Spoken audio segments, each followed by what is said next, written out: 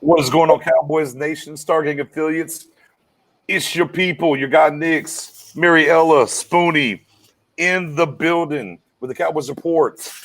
After this week that we played them Cleveland Browns. Thank you for everybody that's tuned in. The guy here early, commenting already, giving a like. I know the finals are on, Troy. I saw your comment. Man, we got to make it do what it do. We're going to cover this game from Sunday. It's one quarter of the season, 4 games in. So per usual, if you've been around these parts for a while, we give the state of the franchise address tonight. We're going to have the lines open as you see across the bottom there. If you want to call in, you got a question, you got to get off your chest. We're going to open them lines up for y'all here in a little bit. With that being said, though, Spoonie, Mariella, talk to the people. What's good? Sure, man. I talked to y'all earlier. I told you I was making a beer run, so I'm good to go. I'm not going to lie. With where we've been after four games, a beer run might be necessary. I might have a little something extra in my cup too tonight. I don't know. Spoonie, what is good? What is good? I'm good. That's it. That's all we get. Oh my God, Spoonie said, I'm good. I'm good. Fair enough, Spoon. I mean, we'll take that as we get through and get it cracking. What's going on, everybody? I see everybody in the comments. We'll get some of these up here real quick. I understand, Rush, man. A lot of us are pissed off too. I saw Jeffrey. I put it up there. Done again, talking about this game was atrocious. Indeed, it was. Indeed, it was. It was very atrocious on a lot of different levels. I mean, I don't know about y'all. I was tuned into I watched a lot of the All 22 tape today. Ooh, I got some hot takes for y'all on some of these people, man. Low key, I really did. Trev, checking in on YouTube. Thank you as always. Hey, YouTube or Facebook, we can see your comments. We can get you up. Stargate Podcast is a YouTube channel. Like, subscribe. We actually ran an event this week. We had a winner. We're giving away some merch on that end. We'll probably backdoor you next week with another giveaway. to come over and sub to our YouTube page as well. But with that being said, no further ado. Mary. I don't know where you were during this game. I had a Browns fan sit with me. For those that are low key on my page and stuff like that, I had a Browns fan, a good friend of mine, Jackson Howard, shout out to Jackson, that was sitting with me during this game. And obviously, the Cowboys lose the game 49-38. Whew. Overall thoughts on the game, Mary? On the game or the D? I didn't hear what you said. I mean, the game. I mean, the game, the defense, whatever it is exactly that you want to do, wherever you want to go with it. Well, this was, in my opinion, a complete team failure. I mean, I feel like there were several times in the game where you can put it on it's just different levels of the team, whether it's coaching, whether it's the players, whether play caller, regardless, you can put it on somebody who's affiliated with the team. So first of all, we all, very happy that Tyron was able to play. So we're all thinking maybe Brandon Knight moves to right tackle because he's been very good. Terrence still struggled mightily against the Seahawks, and they had all these different storylines about what happened with Terrence Steele against the Seahawks. We heard, okay, one, he was benched. Okay, no, he wasn't benched. He had food poisoning. Oh, no, it was the flu. They couldn't keep their lies together about what happened. And apparently, a week removed from the flu or food poisoning or whatever was good enough time away for him to start at right tackle, even though you got Brandon Knight right there ready to go.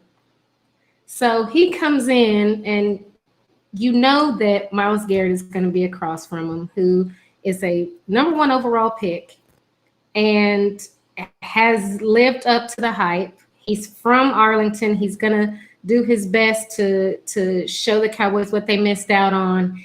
And you put him over there, and you don't even give him any help. And then Kellen Moore calls a play that requires a long development.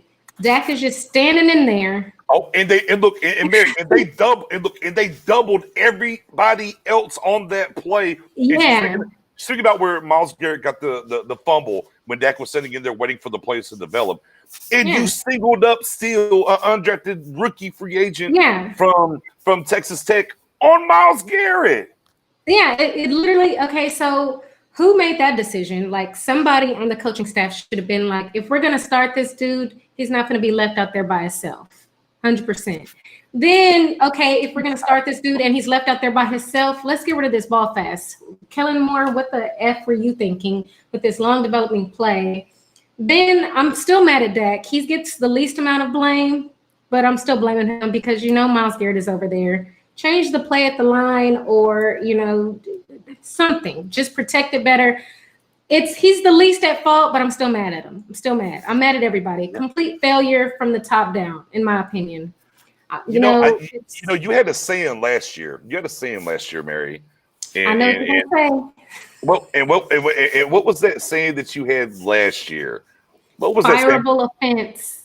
Fireable offense for whoever had 2 tight ends to the outside of Tyron Smith so they could go double all the way down and leaving the undrafted kid. Look, Zeke was in the backfield and crept out underneath that to go outside. Now, maybe they should have saw him, but all the other routes were so deep. Fireable offense to leave Steele manned up while you doubled. It had two tight ends on the other side of the damn formation. It doesn't make sense. Like, I saw a lot of people are like really mad at Terrence Steele, but what is this man supposed to do? This is an undrafted free agent. He can only do so much what his body lets him do. We knew last week he wasn't ready for this matchup, and they put him there anyway. And you know what, Mary? And Mary, even to back off of whether he had food poisoning or he had the flu, he lost 10 pounds, they said. Yeah, like what? And y'all lined him up. I'm like, okay, I'm going to buy we're not going to play Knight because maybe Tyron's not good enough. But guess who ended up playing right tackle anyways? Exactly. You should have started him from the beginning. Mary, say it again for the people in the back that didn't hear you from last year. I can't believe we have to bring this saying back. Fireable offense. Get him out of here, Spoonie. Spoonie, you watched the game. What do you want to kind of hone in on? What do you want to give to the people, man? All right. This makes me want to burn this motherfucker down. Whoa! Okay. Oh. Okay. Okay, Spoon. Okay. I was not expecting that. All right. Me either. Okay, Spoon. Is there anything else you have to say before I pivot, or That's all I got. that's all you got? That's all Okay, I got. all Run right. it all down. All right, so let me get to some of the brass tacks of the thing. And for your guy Knicks, man, I'm gonna tell you right now, the most disheartening thing for me, period. If you tuned into last week, as we did the pregame about them, or not the pregame, excuse me, the preview about this game, I said, hey man, they do things that we are not very good at on defensively. Now, apparently, we're not good on anything defensively. Let's be clear. Yeah. But I knew they ran the ball well, right? And I'm like, hey, they got two studs, right? Well, I mean, Chubb was doing his job early, and then he got hurt. Anybody raise their hand? Dearness Johnson. Anybody know Dearness Johnson? Is he on your fantasy team? Do you know what college he went to? Okay. Anybody know who Dearness Johnson? Can you give me his number real quick? I know you watched the game. Can you remember his number here on Tuesday? He was number 30, in case you don't know. And I couldn't pick him out of the lineup. there you go. Right. 13 carries, 95 yards, 7.3 yards per carry. Right. Nick Chubb, before he left the game, was 6 for 43 at a 7.2 clip. Kareem Hunt, 11 for 71, 6.5 with 2 touchdowns. For what it's worth, Dontrell Hillard, the worst of the bunch, 5 of 19 for 3.8. And then you had a wide receiver. Yeah. 2 carries, 73 yards and a touchdown. He said, oh, well, BJ, Knicks, he got all those yards, on the touchdown run to seal the game. No. He had another carry for 23 yards before that, and they dialed it up again. I don't care what you're doing. Look, we can get over analytical here, guys, and we probably will, and we can break down all these different things and everything else. Fundamentally, football, if you can't stop the run, I don't care what you're doing. You're not going to win many games in this league. That's just what it is, especially when they're damn near averaging 10 yards per carry. 307 yards, ladies and gentlemen. 307 is what we gave up on the ground. I mean, we can start and end right there as far as I'm concerned. I mean, Baker didn't light it up. 19 of 30, 165, 2 touchdowns. Some 3rd and 10 conversions to Jarvis Landry on the rookie. That kind of, one was 3rd and 10, one was 3rd and 9. Obviously, those hurt. I mean, we can get to the 3rd down conversions, and I mean, my goodness, it ain't pretty. And it's just not. You'll see 5 and 11, 5 for 11, but going into the second half, they were 5 of 6, and then some things kind of happened. 508 total yards, guys. 508. They were averaging 7 yards per carry. Now, granted, the Cowboys ended up with 566 in the fourth quarter, and people want to talk about garbage yards. We're not even going to touch any of that right now. But again, I mean, whenever you're running the ball that way, I mean, you're just going to have your way. I mean, again, for those in the back, if you don't know his name, he'll probably be one of the biggest pickups with Chubb out this week too. Dearness Johnson in fantasy football is Dearness Johnson, ladies and gentlemen. Give him a hand clap because he torched us. My goodness. Oh, my goodness. I was just like, I should have known it was going to be a long day whenever they ran the end around in Landry through the touchdown. Everson Griffin had Baker Mayfield blocking him. Yeah. Which means I was like, he's free. He's free game. Blast him. And what did Everson Griffin do? Patty cake. Yeah. Patty cake. What am I going to do here? I'm going to patty cake. And then as I watched the All-22, and also a great breakdown from my guy Marcus D. Jones, a.k.a. Bluff City Cowboy, who highlighted it. Man, Everson Griffin was getting blocked one-on-one by tight ends on run plays. And getting washed. The guy that should have got cut today, we'll talk about Carr in a second. The guy that should have got cut today was Everson Griffin. Say, thank you, sir. Your services are no longer needed. I'm sorry. Yeah, I'm sorry. Of space. Let me jump into the comment section real here because I see the comments are flying. Doug, the understatement, right? I mean, low-key, during the game, I couldn't believe I had to type this during the game on our game thread in the group. This defense is literally worse than Monty Kiffin's defense from 20. I cannot believe I'm saying that. I just cannot believe it. And he did backdoor. Call him up and help. Good luck. They're not going to call. Go ahead, Mary. If 2020 was a defense, it would be the 2020 Dallas Cowboys defense. I mean, it's useless for everything. Like it cannot do anything right. So yeah, 2020, it's fitting. Spoonie. I don't know what we'll get from that, Mary. I don't know. Look, I don't know how much you're gonna get from Spoonie. It's embarrassing. It's like, no disrespect. It's like we got catfish. Saw a picture of the Cowboys off season. We saw the things that make us excited about it and everything. The minute we go in person to meet it, it's crap. No disrespect. I mean, we got catfish. Listen, I'll say it like this. Everybody in that building owes Dak Prescott an apology. He's the one working hard. No disrespect towards any other player in there. It's sad how, players' energy is to respond to fans or video folks for the criticism. And the minute they make one play on the field, they celebrate like they've been doing something special. I mean, here's the thing. It's like Marcus Spears said today on ESPN. We lost our manhood. We did. I think they need to watch the Austin Powers movie Goldmember, if that was the one. If that was the one with he lost his mojo, because they did lose their mojo. End of the day, this is why you're playing this game. You're playing this game to make money. You're a star, but you're gonna have criticism, and that's what it is. And if you can't handle it, you're not tough.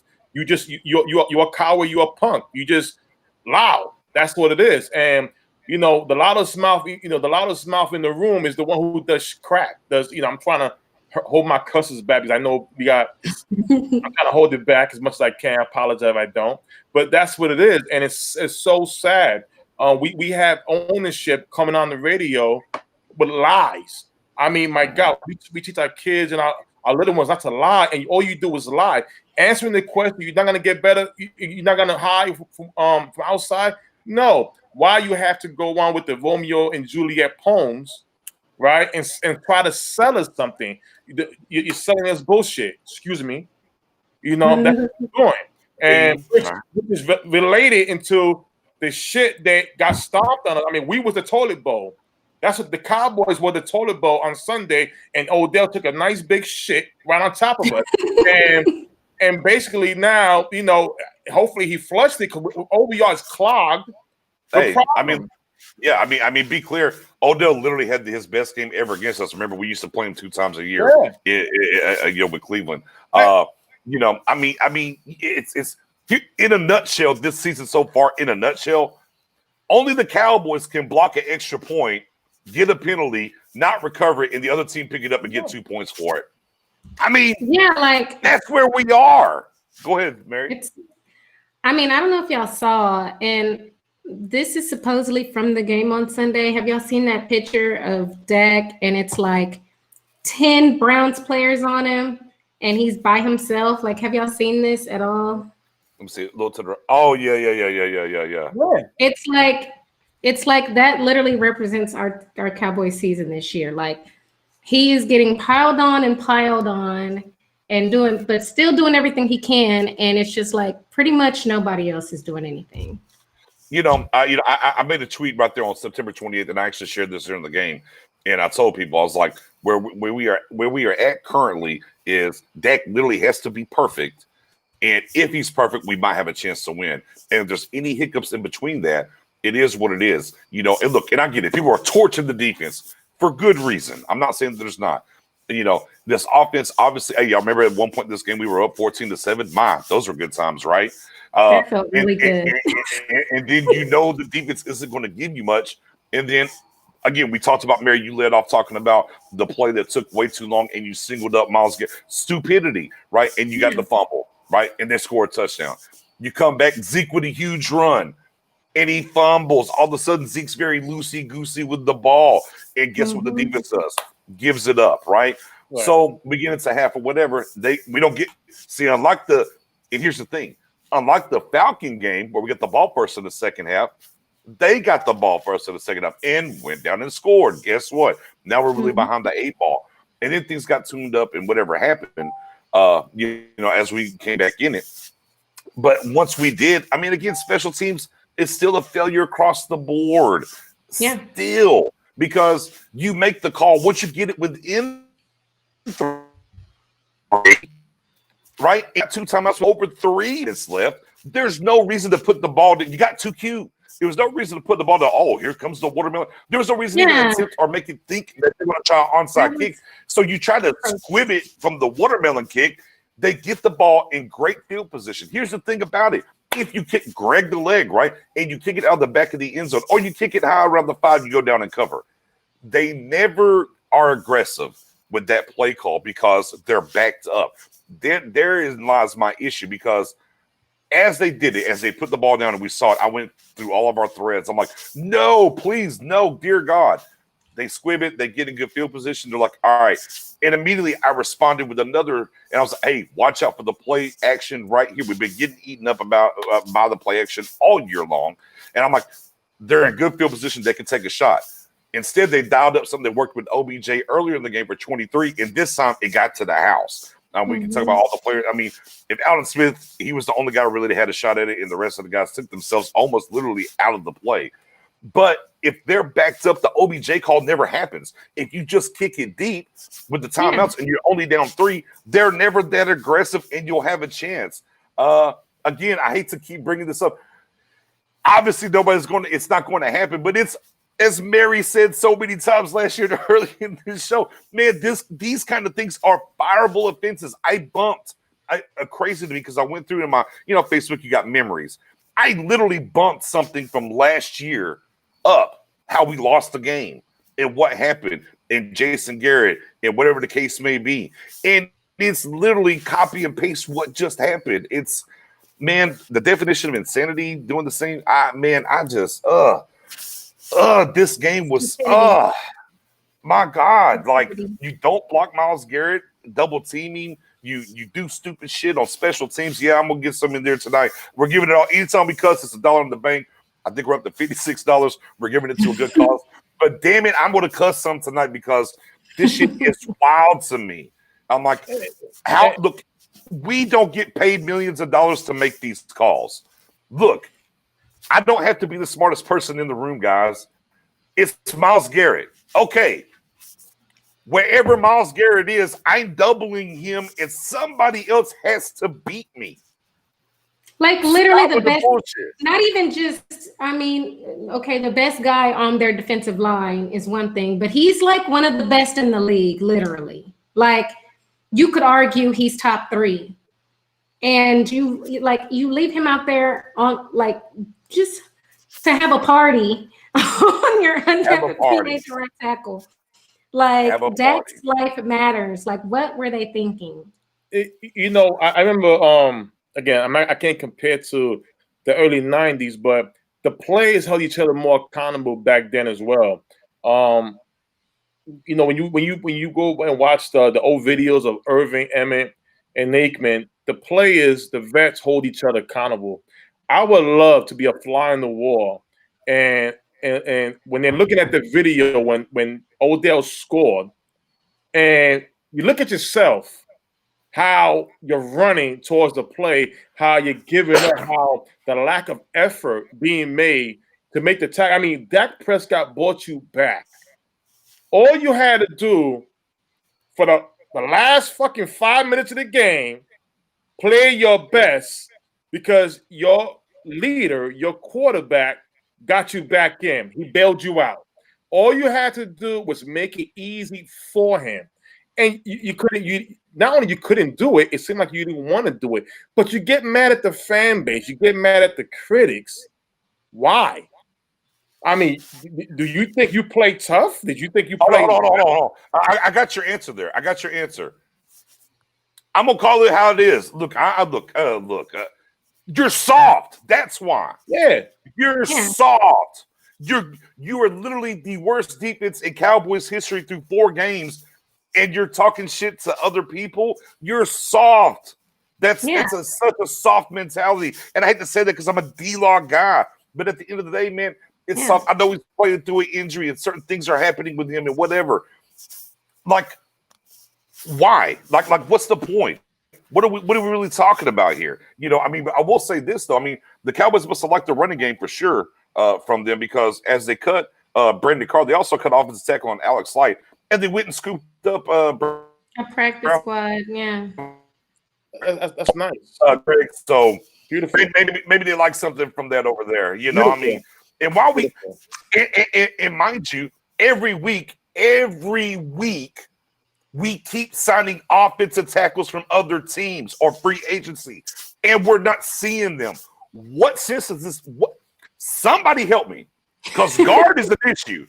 Why are we signing the Eric Smiths? These guys, we're signing a tackle every week, and you're walking still out here and say, you know what? Still, you're pretty good over at Texas Tech. I know. You're from Texas. You can go ahead and go one-on-one with one of the best defensive ends in the league. Come on, man. This is not right. Like this part right here. I'm gonna tell you what, guys. I normally don't get too high too low. I'm gonna be spoony tonight, man. You might have to rein me in because I don't get too high too low. I try not to. I try to say even kill and look at these things. But whenever this shit ain't rocket science, and you are really doing things that make me say, was Garrett that bad? Or better yet, we did not 1 but 2 post-game shows when I got J-Tub and Cowboys fans only. And literally we had people calling in the comment section saying, hey, here's a throwback. There's a guy who used to be a head coach here that we ran up out of town. The son of bum. What's he doing? Can Wade Phillips come in and fix this defense? That's what we're doing? Bruh. Whenever Cowboys Nation is asking for Wade Phillips to come in, it's serious. Yeah. I mean, it literally, like you said, it makes no sense. I mean, they clearly recognize that offensive tackle with Lyle not being there is an issue. And so they keep addressing it every week, making new moves. They clearly don't know what they're doing because they switch it off every week. But they're at least evaluating different talent at the offensive tackle position. But that's literally the only position where they're willing to evaluate new talent. Like anytime they bring up a new guy, they brought up Francis Bernard. We didn't see him do much. You know, they refuse to bring any other outside guys in, veterans that are available, because they want to see what they have in-house, as if what they see on film isn't enough. Like, it's just like, that's literally the only position they care about is, can we have an offensive tackle that we can add to the practice squad this week? Yes or no? Okay, good. This week it's the Browns guy. It'll probably change again next week. Like, do they know that there are other parts on this team that matter? Like, I feel they're just like in the dark about everything. And it makes literally no sense. They don't have any idea of where they want to go with things at all. They're just literally, if you listen to them talk, it sounds like they're just hoping that they keep doing what they're doing, and they're just hoping that it gets better. You know, I saw this tweet from, I went back through, I was digging through looking at things. I saw this tweet from Jalen Smith back from his comment back from August 18th. And he said, well, the thing about this defense is we can get to any defense that we want to. And that's the great thing about this flexibility and what we're doing.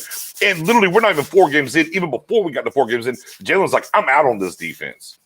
Like, I don't get it. And it's like, we got sold wolf tickets, analytics and all this other stuff about, well, it's schemeless. We're going to do the things, whatever.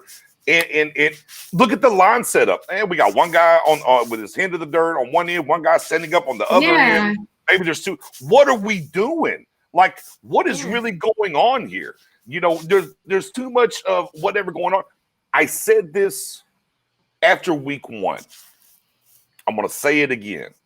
Look, I get Mike Nolan wants to be a 3-4 guy. Now, this is some of the things that are really happening. Now, I'm gonna dial it back down and come back into my zone here real quick. Obviously, he wants to be a 3-4 guy. Gregory might be able to help that a little bit once he comes into the fold. But even with him being here, the best way this defense is going to be able to play, period, point blank, end of the day, is a traditional 4-man lineup. Yes. It's what it is. And stop being hard-headed and saying this is who we are and do it. Now, look, Everson Griffin should be out the door. I don't care what you're doing with him. I don't think he's going to help, period. He's got to go. Poe in a traditional 4-man lineup, I don't care if he's getting pushed because Hill's getting the push.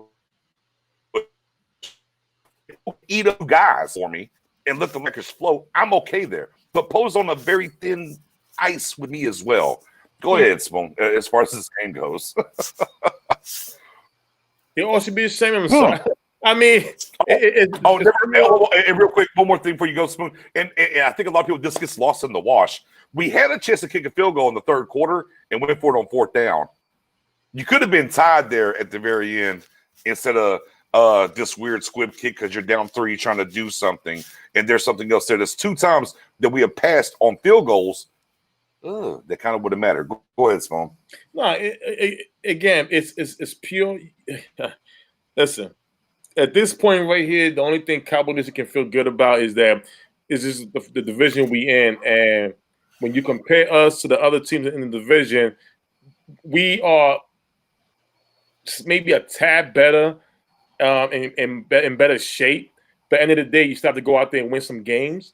But that's ludicrous. That's garbage. And my thing is that listen, it's like Mary put up a great point today on Star Gangs that don't expect management to disrespect. We'll get there and say the union. I'm not where you're going there.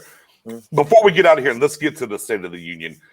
Before we get out of here on that, one positive, guys, from this game that y'all got. If you got 2, go for it. If you got one positive about I got the one. game, what you got? What you got from the game? Let's get out of here. What's your one positive? Wait, Donovan Wilson. Thank you. Yes. Oh my God. Hey, if you've been listening to us for 2+ years now, we have been screaming for Donovan Wilson. And not only after Thompson got beat on the end-around pass from Landry did he come in. Hey, he led the team in tackles and had a sack, and also all 22 field, which is always good. Hey, if you're coming to block Donovan Wilson, you better have your chin strapped tight because there's a couple times guys that come to block him, and he blew them up. Yes. I'm like, yes, more Donovan Wilson going forward. Celebration, yes. Thank okay. God. Yes. It took to give up a touchdown, and all right, that's enough. I mean, we've been calling for how long already? But thank God. So hey, yeah. Hey, Cowboys Nation, give me your one thing that you could take away positively from this game. All right, so Donovan Wilson, obviously a good one. Mary, do you have one good one for Cowboys Nation? A little sunshine? I do, but before I get there, there's one more thing I wanted to mention. Go for it. Get Tony Pollard off of returns. 100%. Oh, yeah, facts, absolutely. 100%. I am done with him. He is a liability. Last week against the Seahawks, like that 1-yard drop and backs us up in the end zone. Like, 100%. I do not want to see him there ever again, ever. Yep. But yes, my one positive is CeeDee Lamb was the right pick at 17. That boy is a MFing baller. I'll put it in there for you. He's a motherfucking baller, Mary. Let's go. And I'm tired. I keep hearing everybody. We should have took defense. No, he was the right pick. He was the right pick. Go ahead, Mary. Yeah, I mean, everything you hear about him from his teammates, like even in the offseason where Dak was saying, how he was locked in and he's always asking questions to Amari, to him, and what can he do and all this other stuff.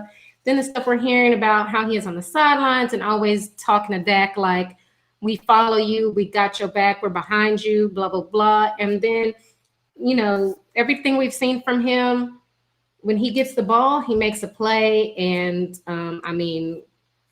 you couldn't ask anything better. I mean, he's making Cowboys history as far as rookie wide receivers go. Couldn't ask for anything better from him right now. Oh yeah, and NFL rookie history as well. You are absolutely right. He actually tied Jerry Jeudy first 4 games, 50+ yards receiving every game. So there's that. Go ahead, Spoon. No, you also got to give. Hey, listen, Maddie was hard on this guy, but Maddie called him and she says, "Listen, tired of your crap. You better perform."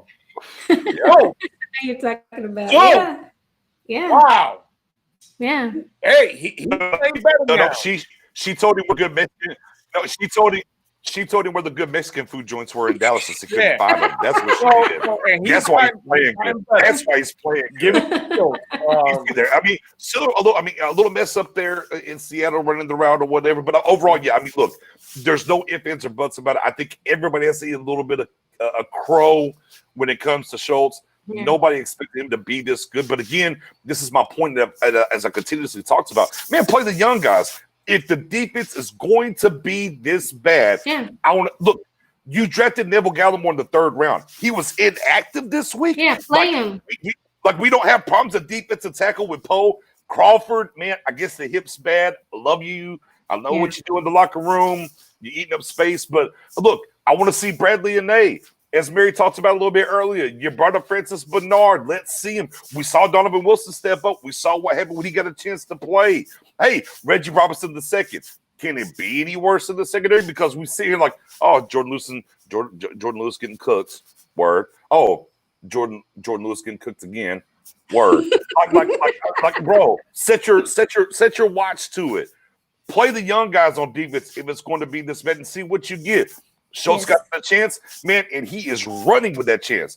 Tristan Hill shooting the gaps, looking good, but he needs help. But my number one spot for the bright spot from this game, I want to take a little bit of maybe a pseudo layup drill, but I think those need to hear it. And there's a lot of the haters out there that ain't going to like it, and that's fine. I mean, it's Rain Dakota Prescott. I don't care what it is.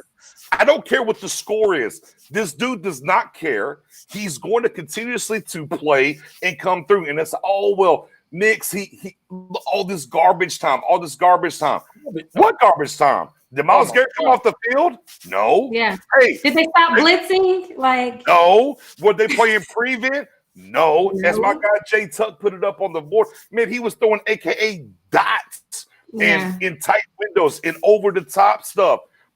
Please be clear. Rain Dakota Prescott is that guy. Hey, man, maybe he don't want to be taken. Maybe he don't want to sign. He was like, man, I saw what Romo had to go through around here. This kind of feels the same. Maybe I might just take my ass on somewhere else. To add to that, BJ, here's the thing. This is no disrespect to anybody speaking in general. Watching the NFL Red Zone does not mean you're watching the full game. Big fact. Understand that. You're only watching a half-ass only when they're about to score. That is it. I don't understand where a lot of these Dak, I'm going to call you Dak haters, just come all out and say why you hate Dak. I don't know if Dak slept with one of your ex-girlfriends. I don't know if you walked in the room and one of your girlfriends had a poster of him and she loves him and not love you. I don't know what it is. But for some reason, y'all find ways to get on the guy, and all he's doing is doing his job. But the minute they win, you take the credit away from him. Watching the Red Zone again does not mean you're watching a full game of football. It really don't. And I'm like, what are you getting? Somebody, I'm not gonna call no names. Somebody messaged me. And asked me, why did the Cowboys not call a timeout before the 2 minute warning? I looked and I said, Spoon, you know, answer this question, you're gonna come out disrespectful. So I had two shoulders. I had Mavi and I had BJ. I looked at BJ and I said, BJ, how should I answer this?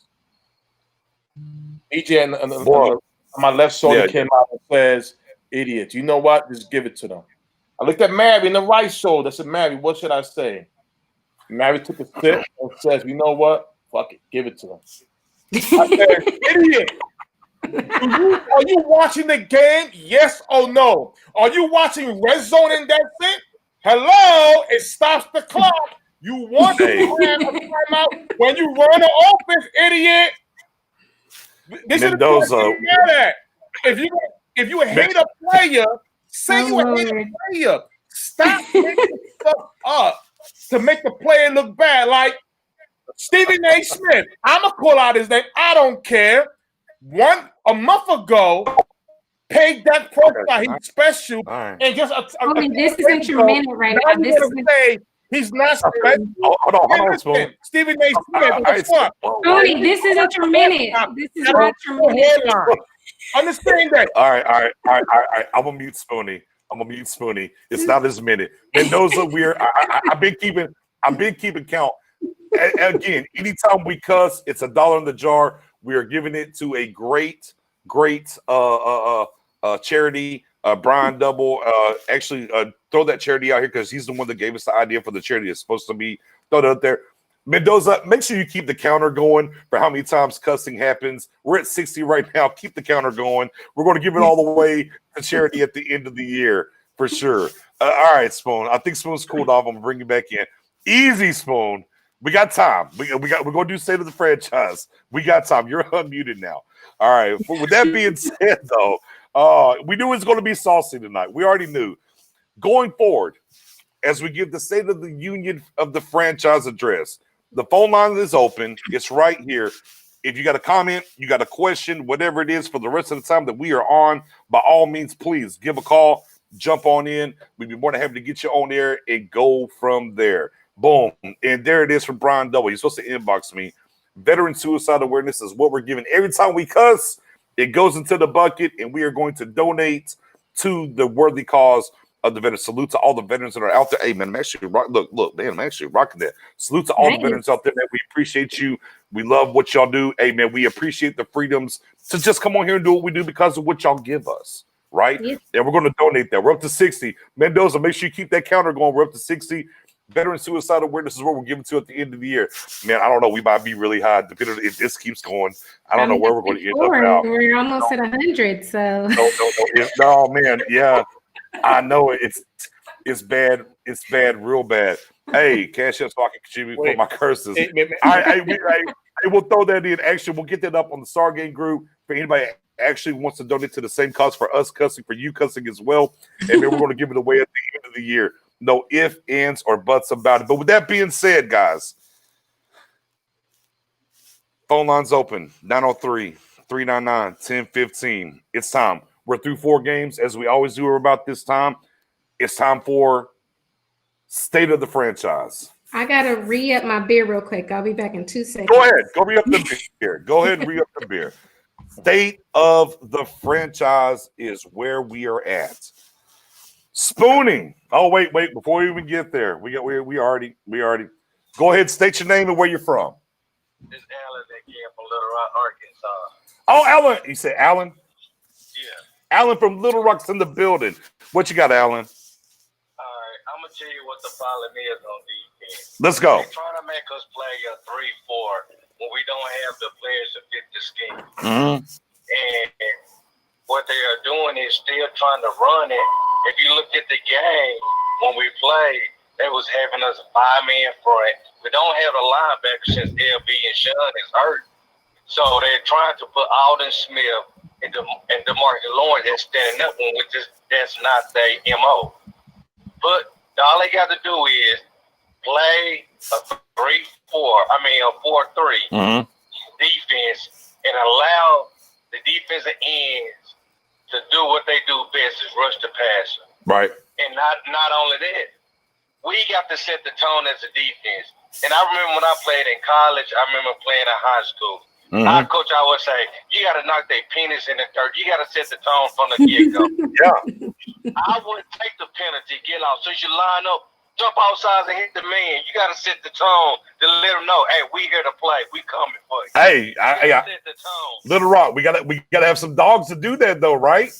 Yeah, we need some dogs, man. Somebody got to set it. If D-Law's supposed to be the dog, supposed to be the hard set the tone. Hey, he's the $100 million man, right? He got to set it. Yeah. There you go. Jalen, you the hype man. You want to do all the swag. Set the tone. All right, fair enough, man. Banging the Little Rock out as always, man. We appreciate you calling in. Thanks. I mean, hey, I mean, obviously we kind of talked about that already. You know, we got to get back to what we got. Look, no matter what he wants to do schematically, and here's the thing that kind of blows my mind. Look, I knew what Nolan was, as we're talking about the state of the franchise here. Get the calls in. It is what it is. I knew as a defensive coordinator, he had some down moments. But then I look at he was linebacker coach over for New Orleans, 4-3 defense underneath Coach Smith over there. I'm like, okay, he's been on the job for a while. He's probably picked up some things. Okay, we know what we got over here. Looks like we should be good to go on this side. And he hasn't brought that over. Look, I mean, at certain times, I saw the 5-2 front. And I'm like, 5-2 front, we're getting ran on? What are we doing? But back to what Al from Little Rock said, knock some penises in the dirt. Is that what we need to do, Spoon? Well, I mean, we need dogs, right? Not pussy cats. Okay. Hey, are you cat? Are you cat? You know what I'm saying? So that's the problem. That is the problem. We need rough, not meow, none of that stuff. That's what's going on. And, you know, again, don't get offended. They see game film all the time. You're watching yourself. Now, I can respect playing out of position. Well, that's the coach's job to put you in a better position and let you just do what you got to do. But, hey, my thing is this. When we see guys jogging to the play, what do you expect it to say? No doubt. Yeah, I mean, no doubt. I mean, play is call in. Yeah, as we're doing the state of the franchise, you want to call in, I got the number scrolling across the bottom, 903-399-1015. Mary, 4 games in, though. 4 games in. Where are you at? What do you feel about this coaching staff, what they talked about from training camp to where we are? I mean, low-key, I guess technically we played our 4, preseason games, right? But overall, what is your overall feeling of where we're at? Well, my comment to the caller, thanks for calling in. That's awesome. We love you for that. It made me think about what Coach Yost said on Remember the Titans when he was talking to the defense at the end. He was like, you blitz all night. If anybody comes across that line of scrimmage, I'm taking all of you out, and you make sure that they forever remember the night they played us. Like, that's how it needs to be, like, every time. Every single time. Hey, Mary, correct me if I'm wrong here. Coach Nolan, as we talked about going in, and we dialed up his resume, blitz about 40% of the time, right? Yeah, we talked about that. We were like, right, yes. Right. Hold on. Here's another one, right? They told us, well, we're getting all these big cornerbacks because we're going to press, because we're bringing the pressure, and we want to jam this up and do what we got to do. Through 4 weeks in the chat in here, have we seen enough blitzing or any pressing whatsoever? Nope. God. Nope. Oh, we got big corners. No, I mean, my husband is still like yelling at the TV, like, why are they so far off the ball? Like, what are they doing? Like, they're not there. It doesn't make sense. I mean, they, like you said, they sold us some wolf tickets. Again, we see this issue. Not week 1, okay. We got to get better. Week 2, all right, fellas, we expect you better than week 1. Week 3, week 4, we like this. How many weeks are we gonna go by? I mean, at this point, I'm questioning the Rams offense because they were only able to score 20. Like, I'm looking at them with a side eye, like, how did you only score 20 against us? Like, I'm questioning them at this point because that is, they should be questioning themselves. Like, that's how bad our defense is. We see, but here's the thing. We got a call. We got another call, y'all. Say your name and where you're from. Oh man, this boy Stewart. You know where I'm from? Stewart, up there in the 214. What's going on, sir? What you got for us? What I have for you today is get ready for the draft. All right, Stu.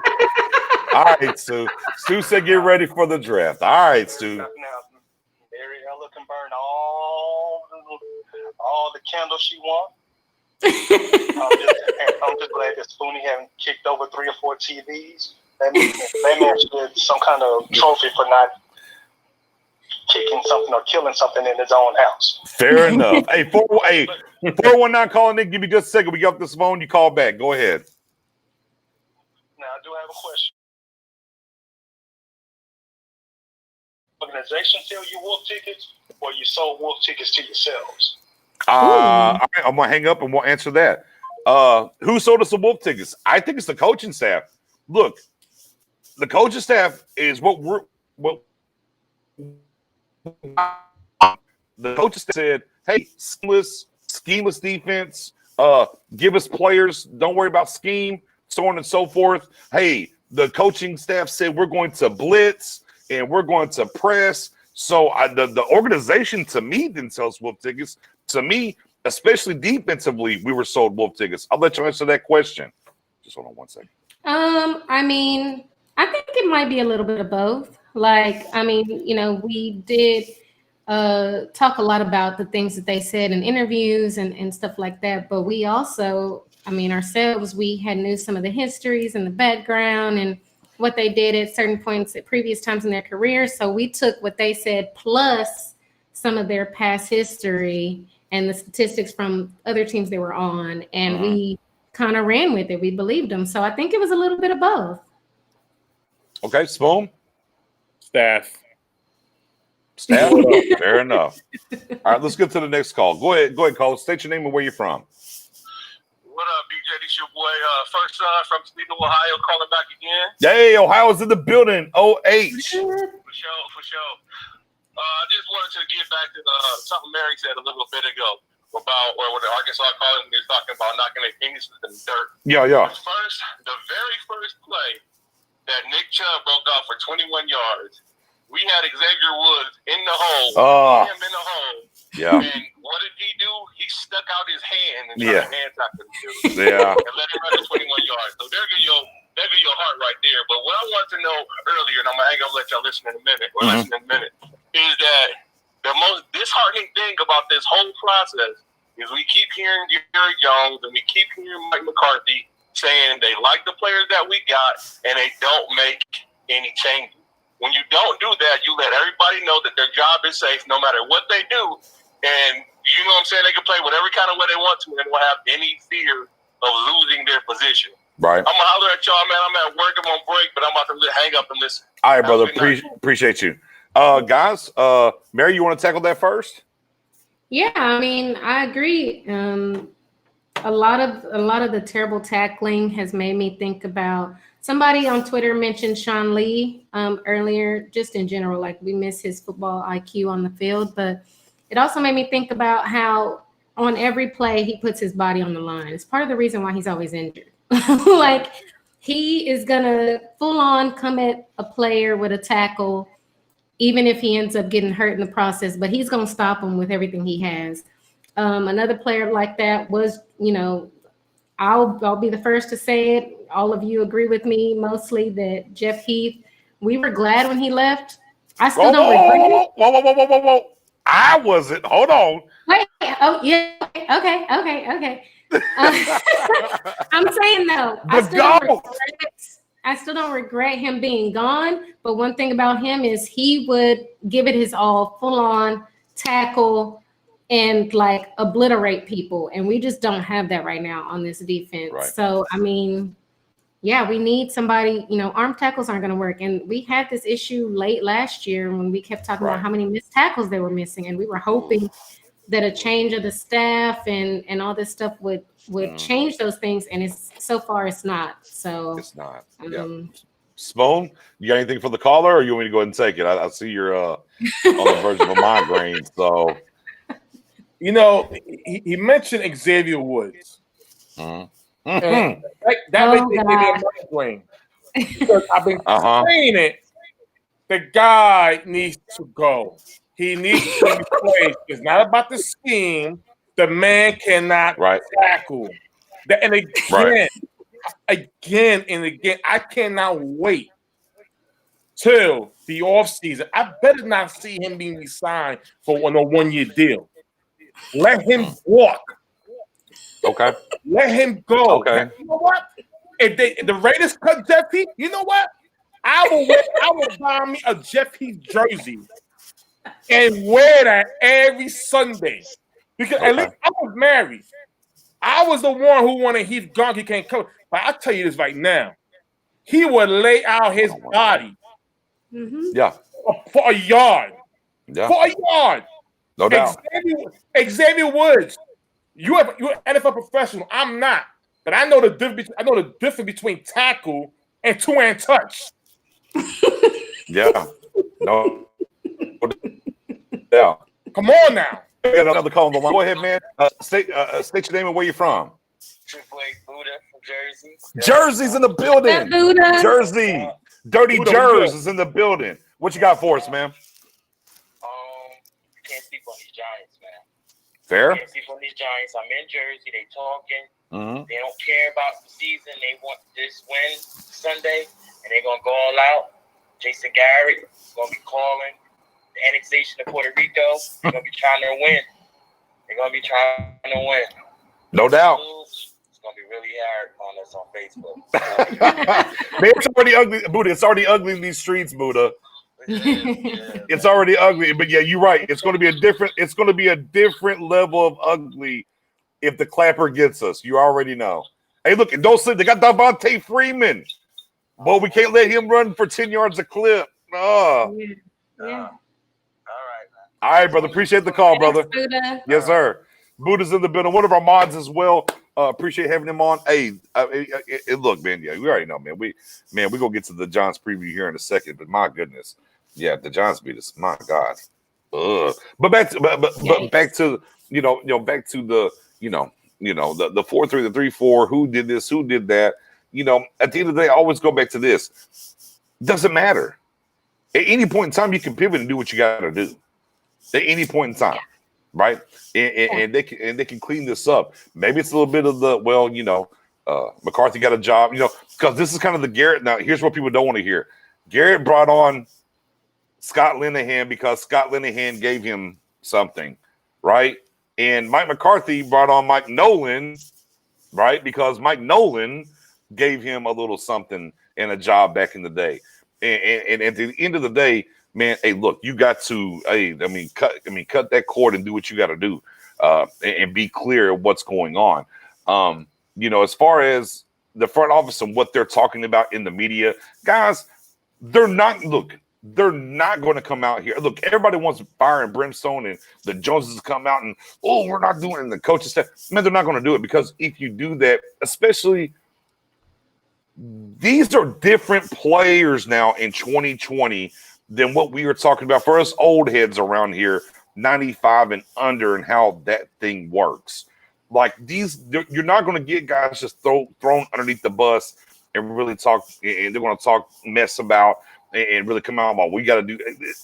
It's not going to happen. Social media and things and the way it works now, it's completely different. But you got to pay attention to what happens on game day. We saw, all right. We saw after the first touchdown. All right, Thompson, you're done, and Wilson was out for the rest of the game. Now, and I saw somebody ask this question earlier, and that'll be the telltale about what's going on with this team. Is Wilson going to start next week, or will Thompson be back out there? And those are the things we got to hold them to their feet to the fire, if you will, about what they're doing and what's going on with them. Because obviously, look, we all sat here and said, bruh, Thompson, after week 1, Thompson's not the answer. And then after week 2, we're like, there's no way HaHa was better than him. Now, week 3, we kind of saw Thompson kind of get out of that rotation due to injuries. We kind of saw him back there again in week 4, and boom, bad, and they benched him. Okay, we saw Wilson. We saw what Wilson did. All right, are they going to make that conscious effort when we go into the next game that Wilson's going to be the starter? Because at this point, guys, for me, and I'll flip it to y'all, it has to be Woods and Wilson at this point, in my opinion, right? I mean, it can't be if Thompson walks out against the Giants and he's starting, this charity that we're doing might get it to $1,000 real quick on the next show from me. I'm just going to be honest, right? So I think I think there's things that are happening. And I mean, at hell, we keep sounding a F ton. I'm really trying to choose my words there of offensive tackles while we keep starting still. But we saw Knight, right? And that's the other position I want to get to is after what happened, then you went tonight, and that was that. So next week, the first thing that I'm going to look for offensively is Knight, the right tackle, and is Wilson starting. If they're not, but that's me. Now, again, outside of everything else, it's, we got to take it with a grain of salt. I mean, I know Spoon of come out, put out ropes, get him out of here. See, like to me, I agree to an extent of you could have cut Everson Griffin today because of his tape easily, and it would have sent a message to the rest of the people. But verbally, I don't think they're going to do it, Spoon. What do you think? Here's the thing. It's easy to cut somebody you just signed, like Everson Griffin. See, I don't want that. For the new guys, they just guys a new team. I'm talking about the guys who've been on this team for the past 4 years and have not done anything. Those are the guys they should be targeting, like Xavier Woods. Right. He's been given the opportunity to show something. Listen, end of the day, we have a lot of players in the NFL who play out of scheme. We got tackles who are playing guard, who are playing center. We got a whole bunch of injuries happening, guys play out of position. And guess what? You may see a little percentage of them not playing the same way, but they give it all. What the hell? You're playing the same position for 4 freaking years, and the guys that are in front of you, that's the scheme that you can't tackle? That's what it is? Because we've seen it not only on the Nick Chubb play, we've seen it on the Odell Beckham Jr. play. And here's the thing about Jalen Smith. Yeah, we're hard on Jalen Smith, a lot hard on him. But at least, listen, at least he's running. Y'all jogging. You're a safety. You have no assignment on that defense on any guy. Odell went 20 yards back and a touchdown going forward. Mendoza just popped in and said, he's seen a trade proposal for J.J. Watt for a pick. I actually saw that on Twitter, and it was just basically like, hey, hear me out. Look, what's going on there? Ship him a second-round pick for J.J. Watt. And, here's the thing. Wait. Pause. What? Wait, what's this? Wait, I didn't hear about none of this. What's going on with this? Well, somebody just Houston. Hold on. A Houston writer just kind of threw it out there, said, they don't have any picks, right? Because their first-round picks gone to Miami, and just said with everything in flux now. And look, and I actually talked about this last week on our Cowboys report with our guy, Bluff City Cowboy, Marcus C. Jones was in the building. And I said, man, to me, I think the front office is kind of doing this thing right here. So we're talking about the state of the franchise. I think they're waiting as we get closer to the trade deadline to maybe address something as far as safety, because these other safeties are out here. They can still go sign them. They're not anywhere. Right. But a Houston writer brought up the idea that Houston doesn't have a lot of picks. There's no more guaranteed money on the contract of J.J. Watt.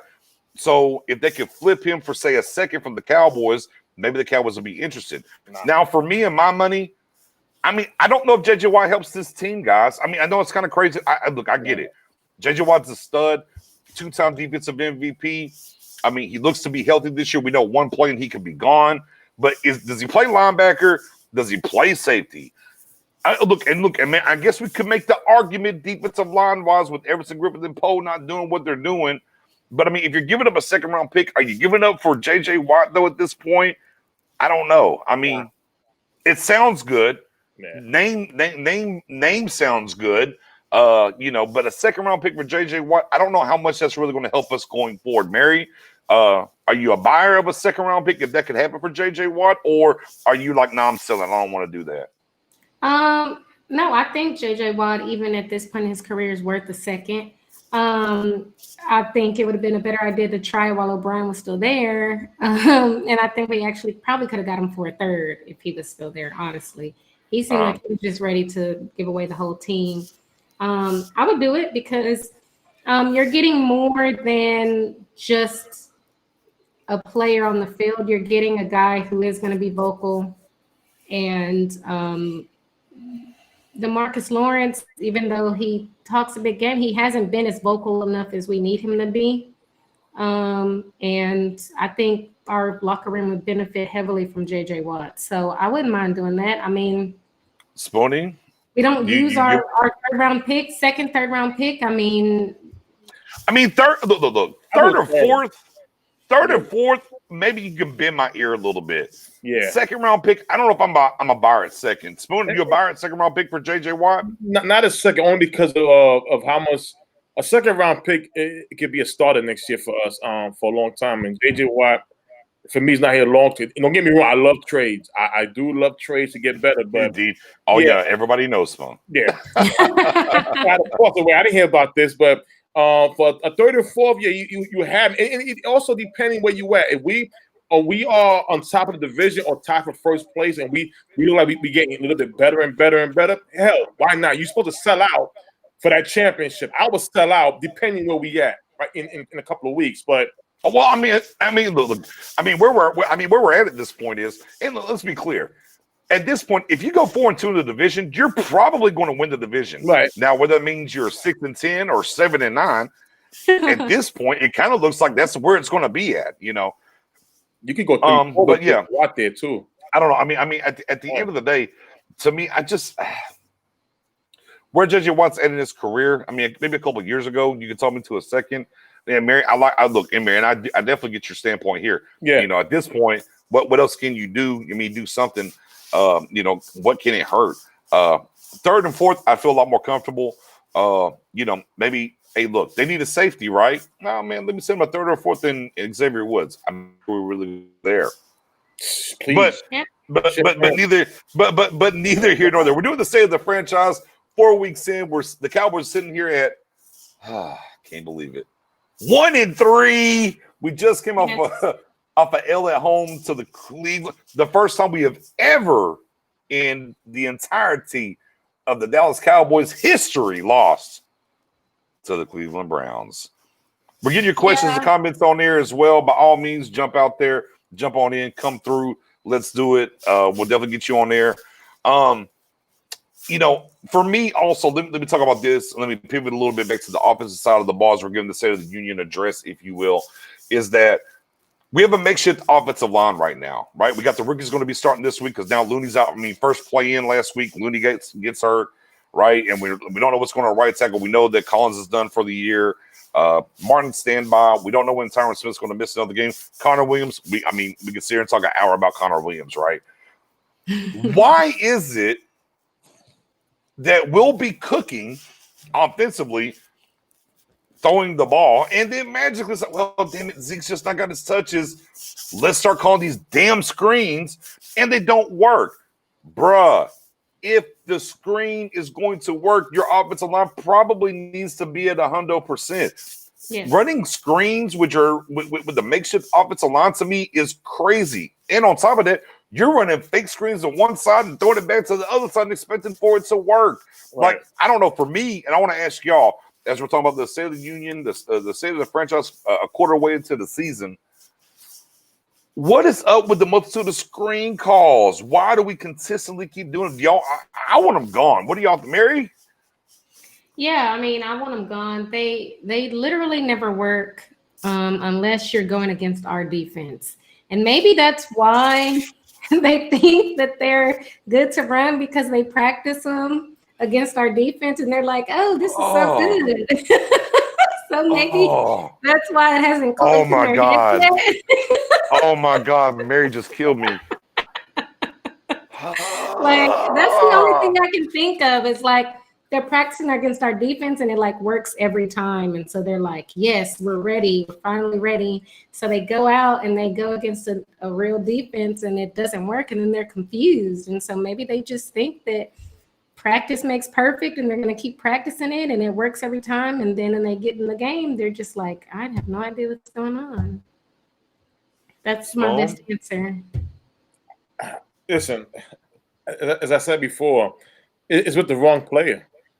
I don't think you use Zeke in them screens right now.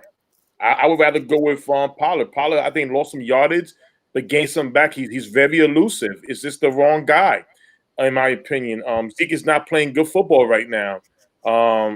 Something looks wrong. Yeah, neither is Pollard, though. He dropped an easy pass in the game on Sunday that was right there, and he had nothing but space. So I feel like both of them, you can't bench Zeke because he at least pass blocks, but we need something else from our run game. And I'll say this a little bit. I don't think Zeke's playing bad football. I think Zeke is having a control the ball issue, securing the ball issue. I don't think he's playing bad football. I think he's looked the most explosive that he's looked since his rookie year. I think he's playing hard, but ball security, outside security, I think it's been a little bit of an issue. But again, if you're not able to run the ball very effectively at times with the makeshift offense, how do you expect this makeshift offensive line to get out here and get on these screens and do what they want to do on the edge? Like it's just not there. I've said it since last year. Let that cook. Don't worry. Look, block it up the right way, like AKA don't leave Myles Garrett singled up with the undrafted rookie free agent, and let that cook. That's the reason you took a CeeDee Lamb, so you can cook. And whenever you give that time and you block it up the right way, man, he is cooking. As my guy Jay Tuck is in the building, Cowboys fans only is in the building. He's throwing dots, if you will. Like stop the BS. Let Rain Dakota Prescott cook. And then again, once you're up and the defense can unleash supposedly this great pass rush, then you can turn around and give it to Zeke and let him eat. It's something is lost in translation from what this staff told us during camp till now. Because defensively, it's completely off the rails. We're not pressing, we're not blitzing, we can't stop a nosebleed. Low-key, my big ass right now, does ass count in the tip booger? Does ass okay because it's in the Bible? Let me know. Does ass count?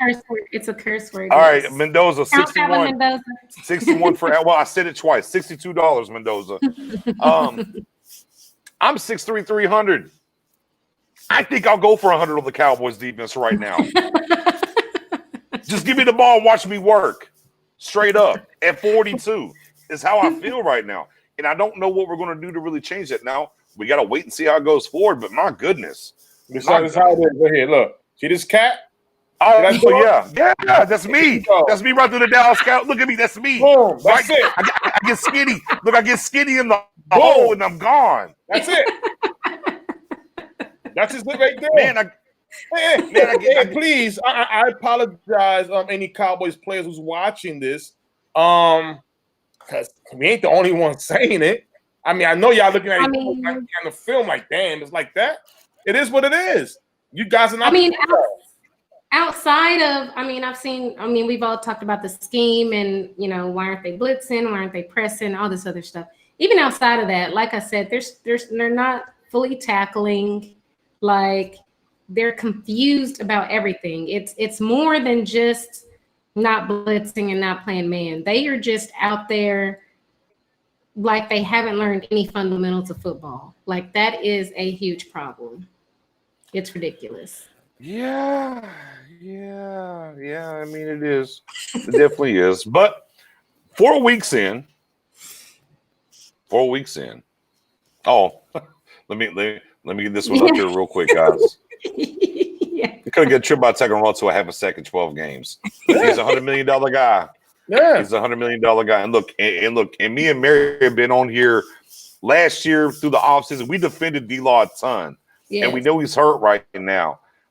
But you don't. It's the Brendan Carr effect, is what it is. When we signed Brendan Carr, he wasn't bad for us. I know a lot of people want to talk about how terrible he was. He wasn't bad. His contract was bad. He wasn't a $50 million damn cornerback. Yeah. The problem with D-Law right now is he's not a $100 million player. When you talk about $100 million players, you talk about a Khalil Mack, you talk about an Aaron Donald. those two guys have played in 4-3, 3-4s, whatever the case may be, and have completely been dominant no matter what they have been. And they're literally they are schemeless defenders. Just line them up and let them go. And unfortunately, it looks like D-Law is a great player, but he's not a $100 million guy, is what it looks like. He looks like he's maybe a $60, $70 million guy, right? And therein lies kind of being the issue. 70. I give it to you better. I would take Taco Charlton right now and play him over D-Law. All right. Well, with that, You're overdoing it. You're overdoing it. Yeah, we're not going to go far back. We're not going that far back. We're going to pivot up out of that. As you see the lines right there, 903-399-1015. Give a call in. We had great calls tonight. We appreciate everyone that's called in so far. By all means, go ahead, jump on. If you got a comment, you got a question, we're more than happy to take that. But going forward, before we get out of I love that one. I love that one. Please post that one up. I loves that one for Tuck. Matter of fact, I put $10 in the pot. This is what I'm comment right there. I love it. One. Oh, my twin right there. That's my twin. $10 for his skill set. I'm not. Oh God. I'm not going to go that far. Yeah. I'm not going to go that far. Ooh, that was a good one. I'm not going to go that far. Pivoting forward with the state of the franchise before we get on to this Giants game. Pivoting forward. Moving forward even. For the franchise. Now, we talked about this and we told everybody. I don't think none of us on this panel thought it was going to be this bad. We said early on in the season, the offense would have to carry the defense as they learned this scheme and figured it out, and then they would have a better chance, or they had a chance to be better later in the year. I mean, historically, the worst defense through 4 games, we never expected that, but yet, hey, here we are. Yeah. Moving forward, I mean, it gets a little bit better, schedule-wise, if you will. What is it that you want to see? A couple of key things that you want to see this franchise do. We're 1-3. We've seen what's happened. I mean, we're a miracle watermelon kick away from being 0-4. To be honest, let's keep it a buck, right? What do you want to see moving forward as this franchise goes into the second quarter of the season, Mary? I want to see less turnovers on offense. Mm-hmm. I mean, technically, we can take away 2 of the interceptions. They were at the very end of the game. So that's technically 7 instead of 9, but very uncharacteristic for Zeke and, Dak. I mean, hold on to that ball in the pocket, man. I mean, those have flipped momentum in every game. And, it's so important, especially when you have a defense like ours. And with our luck, it always happens when we are like giving them good field position, so it just makes it that much harder. So less turnovers on offense and more on defense. I mean, we have like 1 interception. Yeah. And Week one. And what maybe like, Alden Smith is leading us in sacks and hasn't played in 5 years. And so, I mean, there's a lot to be desired on defense. But offense could help them a lot by limiting those fumbles, definitely. And situational play calling, this is something that complained about a lot under Jason Garrett, and Kellen Moore still have an issue with it. Situational play calling is not good. Overall, I mean, I'm happier with the offense than in past years, but the situational play calling needs to be better. Absolutely. Spoony, going forward the next quarter of the season, the next 4 games, what are you looking for here? For them to wake up. End of the day, offense is not really the problem. It's the defense. These guys got to wake up. They got to hold each other accountable. It's not just the coaching staff to get on top of them. It's each other. Leadership got to step up and talk to each other about playing this game. They got to hype each other up. They just can't just sit down. They're playing terrible. The spotlight is on them every week now.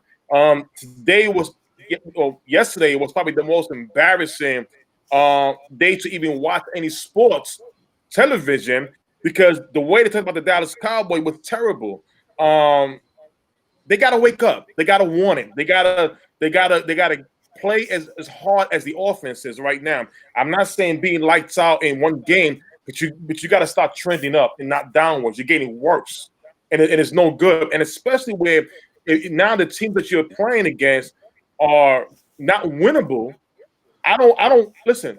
I do want you to beat every team going forward, but don't feel good about beating up on the real terrible teams coming up. And then when you play the good ones, you're back to square one because then you don't prove nothing. You're not proving nothing. You got to hit everybody the same way and put that effort up there. Again, listen, you're giving up over 30 points a game. Give up half of that. Each game get better. Get more results, get more sacks, hold each other accountable, and stop the nonsense. Yeah, I like that plan. Here's my thing, and I have seen this a lot around Cowboys Nation, saying, man, the 4 season games are out of here, right? And hey, it was a weird off season. It's a new coaching staff, and there's issues. Real quick, we played the Cleveland Browns, right? Mm-hmm. Who's their head coach? Who's their head coach? New coach, right? Yeah. New coach. Right, new coach. Defensive coordinator. Mm-hmm. Yeah. So they had the same things that we had. Shortened off season, new system, the whole nine. So that and he's a first-time head coach. Let's be clear on there too. First-time head coach. He ain't been around the league. He hasn't won a Super Bowl like a Mike McCarthy has, right? So I'm done with it. Again, I was the one that campaigned and said the honeymoon stage. How long does the honeymoon stage last? The honeymoon is fucking over. Put it on the board for your boy Mendoza. It's over. You're a Super Bowl winning coach who went out on this campaign with Peter King and analytics this, and I didn't embrace analytics, and now I am embracing analytics. And look, you're offensive. Maybe you should have got rid of the old holdover from Garrett. We didn't know. Whatever, but it is what it is here. Maybe that's the Jones. Maybe sprinkling a little too much. No, we want to keep this guy. If you want this job, you got to keep him. I don't know about that, but don't sell me the wolf ticket anymore of the coaching staff is behind the 8 when a rookie head coach just came in here and destroyed you. I got more to go on that, but we do have a call here real quick. Go ahead and call her. Where you from? What's your name? DJ, Spoonie, into the first lady. It's Rush. What's up, Rush? What you got for us tonight, Rush? I am not happy. I'm going to make this short. I'm going to make it sweet. Mendoza, I'll pay my money. But we started off like Cobra Kai. You remember that movie, The Karate Kid? Yeah. Cobra Kai, do or die, no mercy. That's how we started out. Then the next thing you know, I'm outside at halftime, busting up a desk because it's 31-14. What the fuck are they doing with that little scrim kit? Now they have the ball on the 50-yard line. Odell, he was like 20 yards back from the line of scrimmage. Right. We could have tackled him. All right. And every defensive player was acting like Cleveland had COVID-19. We can't stop a fucking cold right now. I'm sorry for the language, but I'm heated. I'm still heated. I got the Giant fans up here. They're acting like we got this game. And I'm telling you right now, I'm calling it. Okay. I'm saying it right here in front of you three. Jason Garrett is, he is working 17 hours a day now, okay? Our defense has been exposed. And I'm going to call this. You watch them throw a flea flicker. I'm telling you, it's going to happen. I don't feel good about going to the Giants Stadium at all. This team, the defense, has given up. For us to win a game, that in the offense, they got to put up 35 in the first half alone. Just 35. Then go up another 35 in the second half. But, this is just... I'm tired of the promises. And like Spoonie said, I'm tired of bargain shopping. Okay? We don't shop at Walmart. We go to Macy's. Okay? Yeah. We go to Nordstrom. That's where we shop at. But no. What do we do? I'm lost. DJ, I'm lost. I can't take it no more, bro. Hey, Rush, man. Hey, we're all looking for answers right now, brother. We appreciate the call, and Thanks we're for definitely going to the call, address man. that real quick, Rush. Thank you as always. Long-time listener and tuned in, Rush Turner. Hey, man. And look. Maybe I'll address some of this as I was finishing up what I want to see going forward. Like again, as I was saying, there's no excuses for this coaching staff. There's too much history. The one thing that we talked about the entirety of what we hired in the offseason is like, man, look, you got George Edwards on board. Oh my God. Oh, we got a Super Bowl winning coach on board. Oh my God. Mike Nolan and what he can do in this, right? We got Al Harris for the secondary in the whole nine. It's 1-3. It should be 0-4. It's trash. And who doesn't think the Giants ain't about to go out here and put up minimum 25 plus points on us? Right? If we mess around, it's almost like the Jets game last year. If we don't come out or we turn the ball over a little bit, bro, the Giants might win this game. That's where we are. So for me going forward, with this organization and where we are is clean up your shit. Here we go. Clean it up. Figure it out. Jalen, stop inboxing people for protection. I know what I know. Stop it. Line up and play. That's what you do. Okay, D-Law. Don't worry about whatever the hell it is that we're saying. Say it to them in the locker room that are not playing. I know you're going through a knee injury and you trying to battle that, Mr. Half a Sack in 12 games. That's fine. Say it to them, not to us. Look, if we're going to be terrible, let me see the young guys play. And that's where I'm at. Oh yeah, 100%. I agree. I'm with it. If they're gonna play like this, giving up this many points, miss this many tackles, this many assignments, you might as well let the young guys play. Let us see what they can do. Let us see what they got. 100%. Regarding the Giants, I'm on the same page as you guys. I don't have any confidence. I know that. Hold on, Mary. Let's go ahead and pivot to that real quick. Let's go ahead and pivot to that. We've given our State of the Union first quarter on to the second quarter, and it does lead off with those pesky Giants. Mary, continue on with your thoughts here as we're going to play what do they call him, Danny Dimes and Devontae Freeman. Yeah. So I don't know why they call him Danny Dimes because he didn't earn that nickname at all. But yeah. There are a lot of reasons that normally we would be optimistic about playing the Giants. But because this defense has been so extremely bad, I have no faith in them whatsoever. This is the perfect confidence booster for an offense like theirs that has averaged like less than 12 points per game. This is a great confidence booster for them. They have Daniel Jones, a young QB who has turned the ball over 36 times in 16 games. Can we get some candy? He's like staring down wide receivers, so the DBs are reading his eyes. He's still fumbling. The offensive line, even though they keep trying to make changes and improvement, it's still bad, even when it's healthy. Saquon Barkley is hurt. He's out for the season. They've got Devontae Freeman off the street and another backup guy who means nothing in the NFL, who's done nothing, but he hasn't played us yet. So normally, like with that kind of issue going on and with what they got going on, I would be 100% optimistic about what we can do against them. But yeah, I mean, this is a get right game for them. They are motivated. They're 0-4. They got our old head coach who's calling plays. They got a young, feisty head coach who wants to keep his job. And we got a defense that isn't hungry and that acts like they don't know how to tackle. It's just, I really don't know. Literally, the only way I think we win this game is the offense has no turnovers and they just dig a hole so deep in the first half that we know that a Jason Garrett-led offense cannot come back from. All right, let me ask you this: do you want us to get the ball first in the first half, then offensively, and just go score? Is that what you're saying? What we got to do?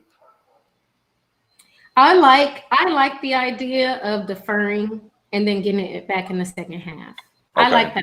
So if we have the opportunity, I like to stick with that trend. Okay.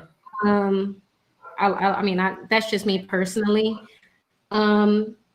If we do what I think we should do on offense, to me, it won't matter.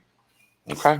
All right. Well, John's preview on deck. Spoonie, what do you think going in here against the G-men? I think this game we're gonna light shit up. Oh, you're still optimistic. That's cute. Nah, I really, you know why? Took me all the way out again. No, it's 2 times. No, Mary took me out once, and Spoon took me out once. All right, Spoon, tell me. Tell me, brother. I'm gonna explain why. See, this game is personal. I believe in Dak Prescott. Mm-hmm. I believe he's the mouth of this whole locker room. You don't have a mouth on defensive side. It's killed. But I think he's the mouth of the whole team. And I believe that after last week, he spoke. Not only that, this is personal for guys like Stephen Jones. You're not going to accept a Jason Garrett coming here, a coach that you didn't want in here, put up points against your team, and have a radio show on Monday and think it's peaches and cream. If you lose, you're going to fire somebody. You're going to go ham. So I really do think this game, and of course, it's always got to be the bad teams. But I really do think, listen, if you're able to put up 40 points a game, this should be at least 60. This is a game where it's not easy to shut a team out in any football game or score so many points. But this is a game where you got to make your statement and continue it on. You're tired of being laughed at. You're tired of being the most hated team in America. You need to go in and do something. This is the game I think they'll come out and get it done. But if they win in a close game, it's unacceptable. You got to blow their asses out. Well, the NFL is a 2 to 3 play league now. The Cowboys seem to be a 1-play league, but neither here nor there. I think it's pretty simple. It's Devontae Freeman. Yeah, I think that's what you got to do. You literally have to commit to, again, for those in the back who and I see you, Gregory Davis, and this team is this and that, and it's the Giants. Again, Dearness Johnson. One more time. Dearness freaking Johnson. Okay? 5'10", 207 pounds. He was fishing.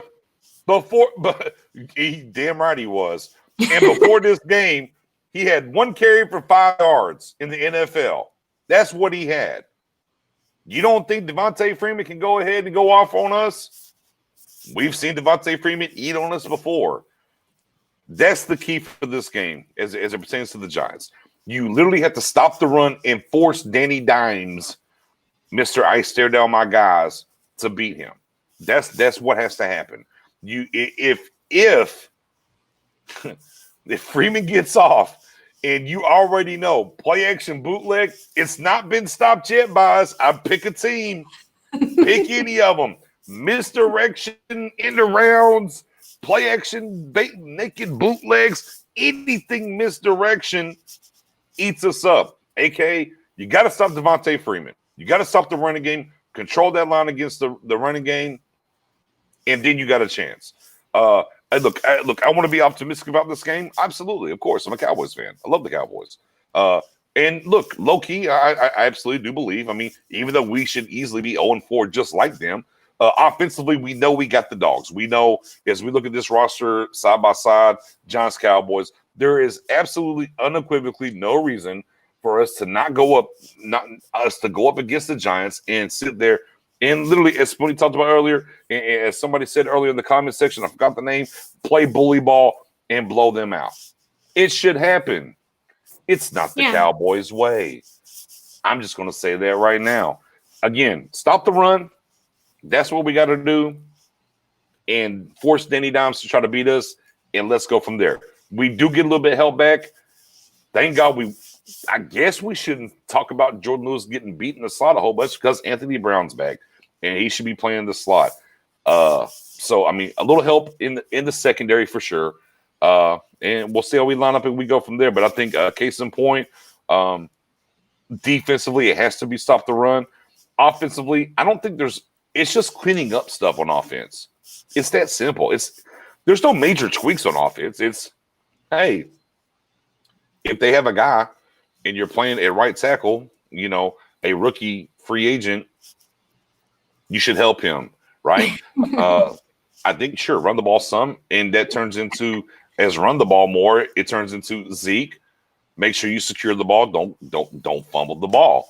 And I think those things will help us a lot. I mean, I will say another guy to pay attention to as it comes to the Giants is that tight end. We know we have problems with tight ends now with the linebackers, and they got a very athletic guy there at tight end that can get down the seam on us and do some things on us.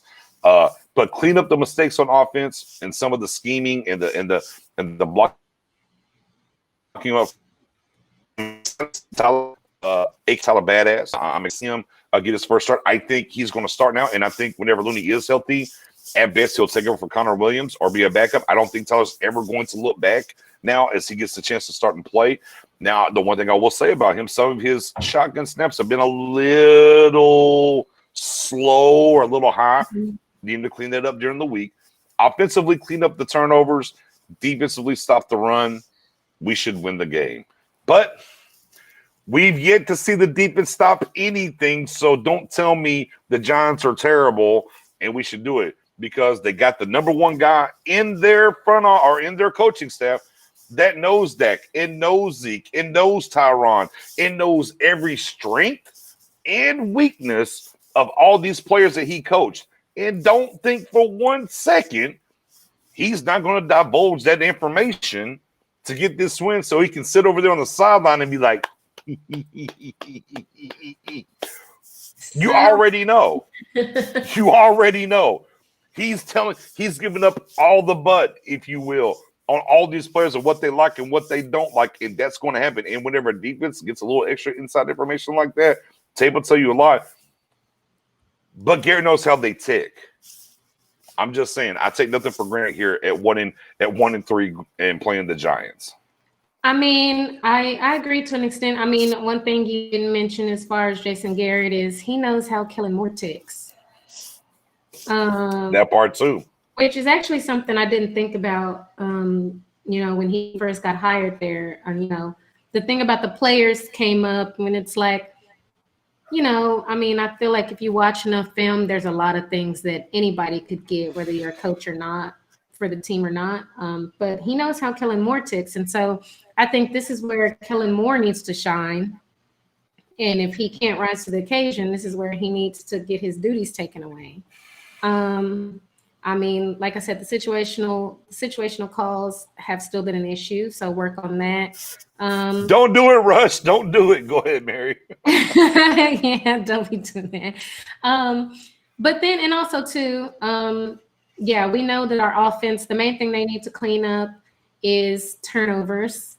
But we haven't really talked about the Giants defense. The Giants defense has actually been very serviceable. They played the Rams last week. They held them to 17. They held the Steelers to 26, which is both way better than us as far as how they've been looking. And I think they're ranked somewhere around 12th right now, and I think we're their biggest test offensively, obviously. But these are guys that they can make tackles. I mean, they can do the basic things that matter in defense. And so our offense. The fundamentals are there. Yeah, the fundamentals are there. So we can't, when I say that Jason Garrett knows how Kellen Moore ticks, Kellen Moore can't come into this game with his Jason Garrett playbook. We need to start fast, start aggressive, and our players need to hold on to the ball. Period. Let me pivot and answer this question. I actually want to ask this during the state of the franchise. Let me ask y'all a question real quick. And Spoon, I'll start with you and I'll go to Mary. Do y'all think, and it's early, I'm not knee-jerk, it's early. Hold on, let me nobody said that Jason Garrett was a genius. Nobody said that. However, he's never started 1-3. Let's be clear with the Cowboys roster. Two, Well, I mean, it's he's not about being he's not an idiot either. Yeah. I mean, it's not about being. I mean, he went to Princeton. Let's be clear. He did go to Princeton, but on the end of the day, it's not about him being a genius. He knows what keeps Zeke and Dak up at night. Like he knows that. Like I don't care what kind of tape you have and everything else, but you don't know them personally. He knows them personally in things that most coaches won't know. And I'm telling you now, he's not going to not divulge that stuff. Not a genius, but he knows us better than any other coach that we're going to go up against. But back to my question I wanted to ask. Do we think, or do y'all think, I'll reserve, do y'all think that Mike McCarthy will have to take over play calling at some point this season from Kellen Moore? Simone? I don't think so. The offense scoring points. If before he does that, he better check Mike Nolan on that defensive side. I mean, they scored a lot of points in the fourth quarter, and then it kind of depends when they scored before that. But go ahead, Mary. I'm kind of leaning towards what Spoonie is saying. I mean, you can definitely, like I said, situational play calling, and you can point to some other like issues that you can see on offense, or why call this or why call that. But ultimately, the offense is the least of our issues on this team. So, like Spoonie said, if you're going to make any kind of coaching change, it don't need to be on offense. Fair enough. You know, I mean, again, here's what I know. If you have an offensive guy and we know how he's called plays and whatever the case may be and whatnot, to me, I just think if this offense isn't, and the turnovers have been the problem, right? If we look at if we look at the Falcons, I mean, you had 4 straight fumbles lost. And then you look at the Browns game and everything was fine. Then you lost 2 fumbles and got down and things happened. And then you kind of ran back in it. I just kind of look at the consistency of the offense. And I'm like, at a certain point, is Mike McCarthy going to be like, all right, look, I don't want to take this young buck on, not that he's bad, but we need some consistency, and I know I can bring it to them. I can't call defense and help this out, but offensively, I mean, at the end of the day, outside of Aaron Donald completely killing our offensive line, outside of that, we still had a chance to win the game. It's crazy. We are 1-3, but we could flip that coin, and we could be 0-4. But on the same token, we could easily be 4-0 as well. And I don't want to disparage that either. I don't think we talked about that enough. 2-2, like anything, like based on how our games have gone, like literally 1 or 2 plays changes everything. Right. You know, I mean, Dak is thrown for the most yards in a 3-game stretch ever, breaking Tom Brady's record. I mean, there's things that have happened. If you clean up the turnovers and you get just a smidge better on defense, this team can make a run. It's not all doom and gloom. I mean, obviously, it's very easy to pile on right now. You lost to the Browns, and people are going to feel some type of way about that. But again, I just wonder, when is McCarthy, as much as he's done in this league, going to be like, okay, this offense is great, but it's not hitting on the cylinders it needs to. I think I can put this team on the cylinder. Look, hey, you're good. I understand, you know, Kellen Moore. Let me help you out. Look, chill out, and I'm going to take over here and show you how to do this thing. I just wonder about that a little bit. The main thing to me is, I mean, I'm not sure how the NFL headsets work or whatever that may be. So you can talk to the quarterback until 15 seconds on the play clock. So it's Kellen Moore. So is Kellen Moore giving the play to McCarthy and he's passing it on? No, or is Kellen Moore is directly in Dak's ear. So to me, like, my main thing is I would want to be like, not even if you don't completely give up play calling duties, I would want to have some kind of veto power at some point, because like that when you're backed up in the end zone on the 1 yard line and you run Zeke, that's something I would have vetoed. You know what I'm saying? So, like I said, I don't feel like it's all the time. I don't think it's bad enough to be like, I'm completely taking your job away. But there needs to be some kind of, I feel like there needs to be a checks and balances system here.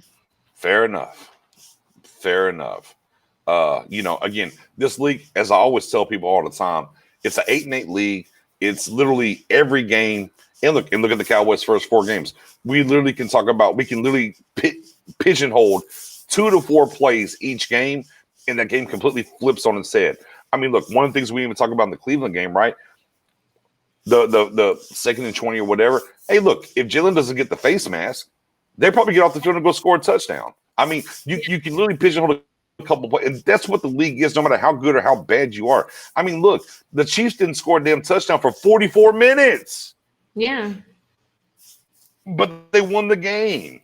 Oh, and anybody who wants to talk about interceptable passes, Patrick Mahomes had like 4 or 5 yesterday. Oh, no, it's only whenever Dak does it. We already know how that goes, Mary. You can't talk about these other quarterbacks to interceptable passes. It's only Dak. It is what it is. But with that being said, Giants game on deck, guys. You know what it is. What's your score? Spoony, what you got? 45 zip. Ooh. Spoony, are you drinking tonight? I thought it was just me. I'm looking at my cup for more drink. I'm like, I don't have enough. 45 zip. I'm guessing you're going Cowboys. Cowboys. 45 zip Cowboys. Mary, and Cowboys Nation, go ahead and give your score for the game over here. Let me get them up here for everybody to see. Mary, what do you got? Cal, I know you don't give a score. What do you like in this game? I like Elazar's comment. We're gonna win 4 straight. He's calling it. You know what? I'm gonna jump on Elazar's train. We're gonna win 4 straight. We're gonna win. We're gonna beat the Giants. And it's gonna be hard scoring. I think it is gonna be at least a 40 burger because I think the defense is just gonna get tired. But I think it's gonna be like 40 something into the 20-ish range. And I'm being generous with the defense when I say 20-ish. That's me being nice. It might be close. I'm not going to be nice, Mary. I'm definitely through being nice when it comes to this defense and what they got going on and the whole 9. I think it is a team 40 burger. We talked about that earlier. We got the shirts on deck. We need to get that. We need to get that list back up with them shirts we got, low key. But it's team 40 burger. It's definitely time for bada bing, bada boom, the scorched earth offense, because you got the CEO, the CFO, the COO of scorched earth offense in the building. Craig Sizemore says, we are not about to go out like the Eagles against the Bengals and get a tie. No, sir. We are not doing that. We are not doing that. 35-28 from my guy Michael Hicks is in the building. Thank you, sir, for tuning in as always. Boom. Mendoza with the 35-24. Mendoza back into with the A. Let's go, Mary, with the 4 straight. I'm not going to go that far. I'm not going to get that. Look, I'm going to stay right here. The 5 inches in front of my dadgum nose. Before I came on tonight and I talked to you fine people, I decided I was going to pick the Cowboys going forward 3-0. I'm just like, I don't even know anymore. I'm going to go 3-0. But pseudo restored my faith a little bit. I think the Cowboys are for sure going to drop a 40 burger. Man, I just don't think we're going to stop the Giants as much as some folks think. I'm going to go Cowboys 44.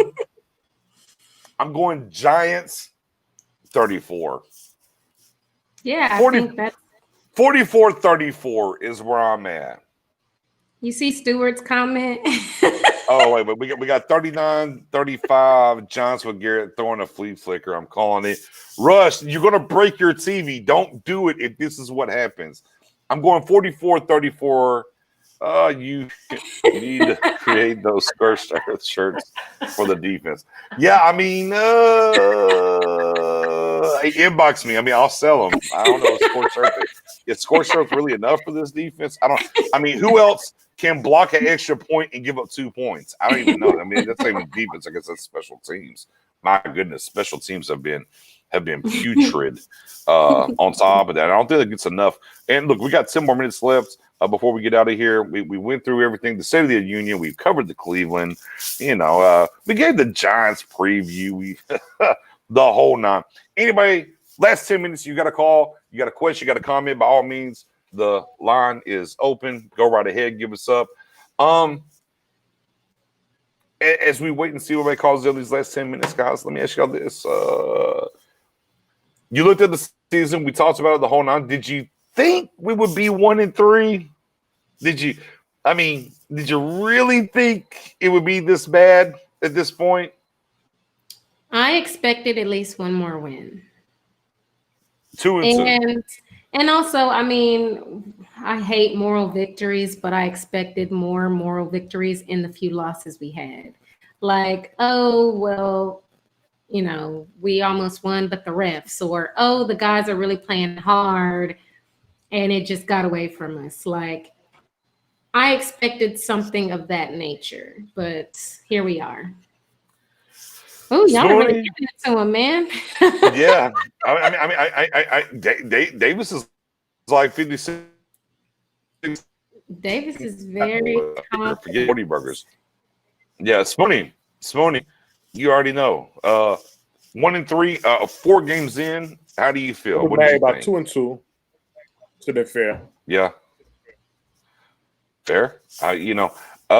I'll be honest, guys. I was a little bit more optimistic. I thought it was a 3-1 schedule. I'll be honest. I really thought. I mean, and look, and shout out to McVay and what you call it. Obviously, I didn't know how we were going to look, and we were going to have Collins in week 1 or whatever. But I thought we did enough to win that game. And obviously, going into it, and after the game got played, we could have won that game. The Seattle game was always a bugaboo for me. I kind of had us dropping that game.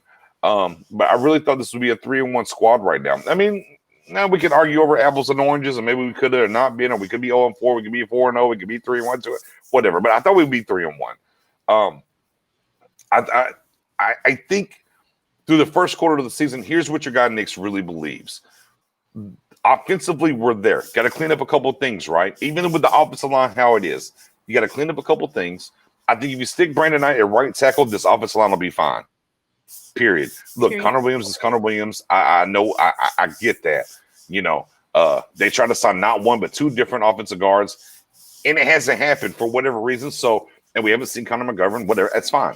I can deal with that. If you stick Brandon Knight over there, I believe this offensive line settles down. I think Tyler Badaz is going to be that guy at center. I always said that once we drafted him, I thought he's going to be that guy. Shout out to the Eagles letting us trade up with them to get him. They obviously, with all the offensive lines problems they have, could use him. So there's that. So I think offensive line wise, we're going to get. I do believe, and I'll come back on here next week and say, and I'll eat my whole crow.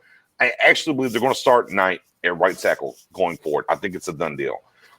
Offensive line gets right. I think everything else kind of clears up. They keep dialing through that, get rid of the screens, clean it up. This is a 40-point team. I don't care who we play. Line up whatever defense you want to. I think this is a 40-point team every damn week. Offensive line had to get out of its own way, and I think that's happening.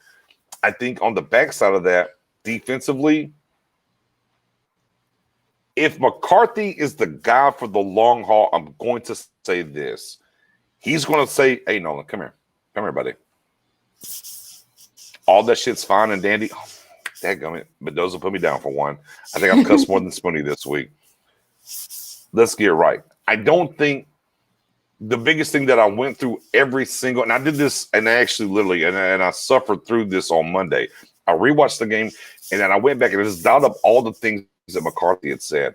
And the one thing I'm going to continue, here's the one thing I will continuously believe in.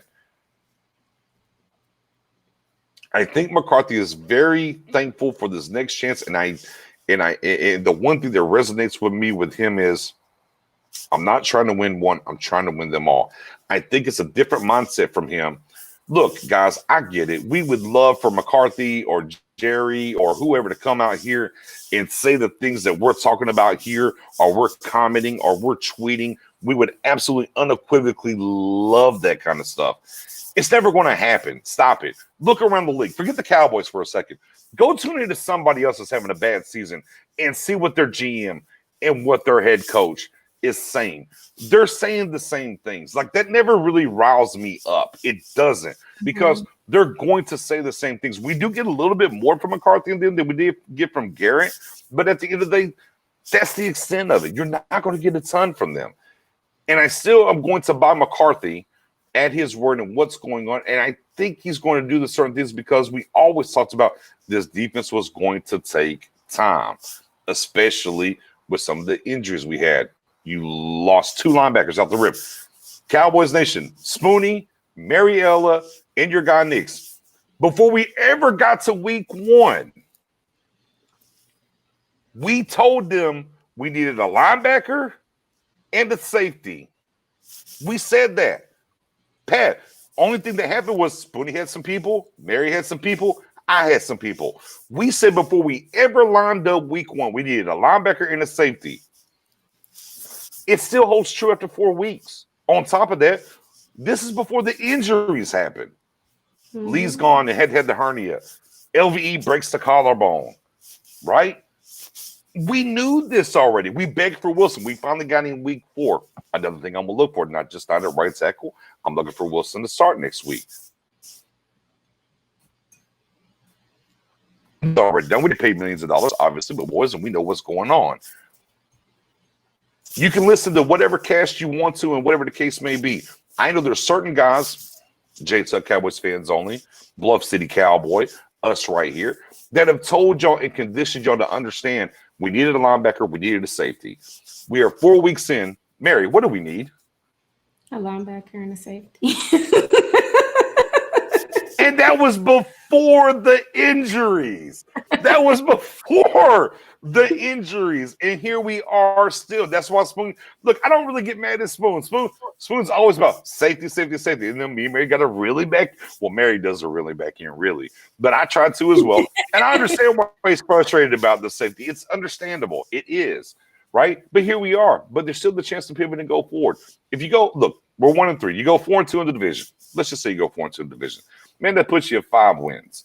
All right. You go find 3 more wins. You're probably going to win the division, get into the playoffs. Do you want to do that? I don't know. Neither here nor there. But I think this team is still, I'm going to say that it's crazy it's going to sound.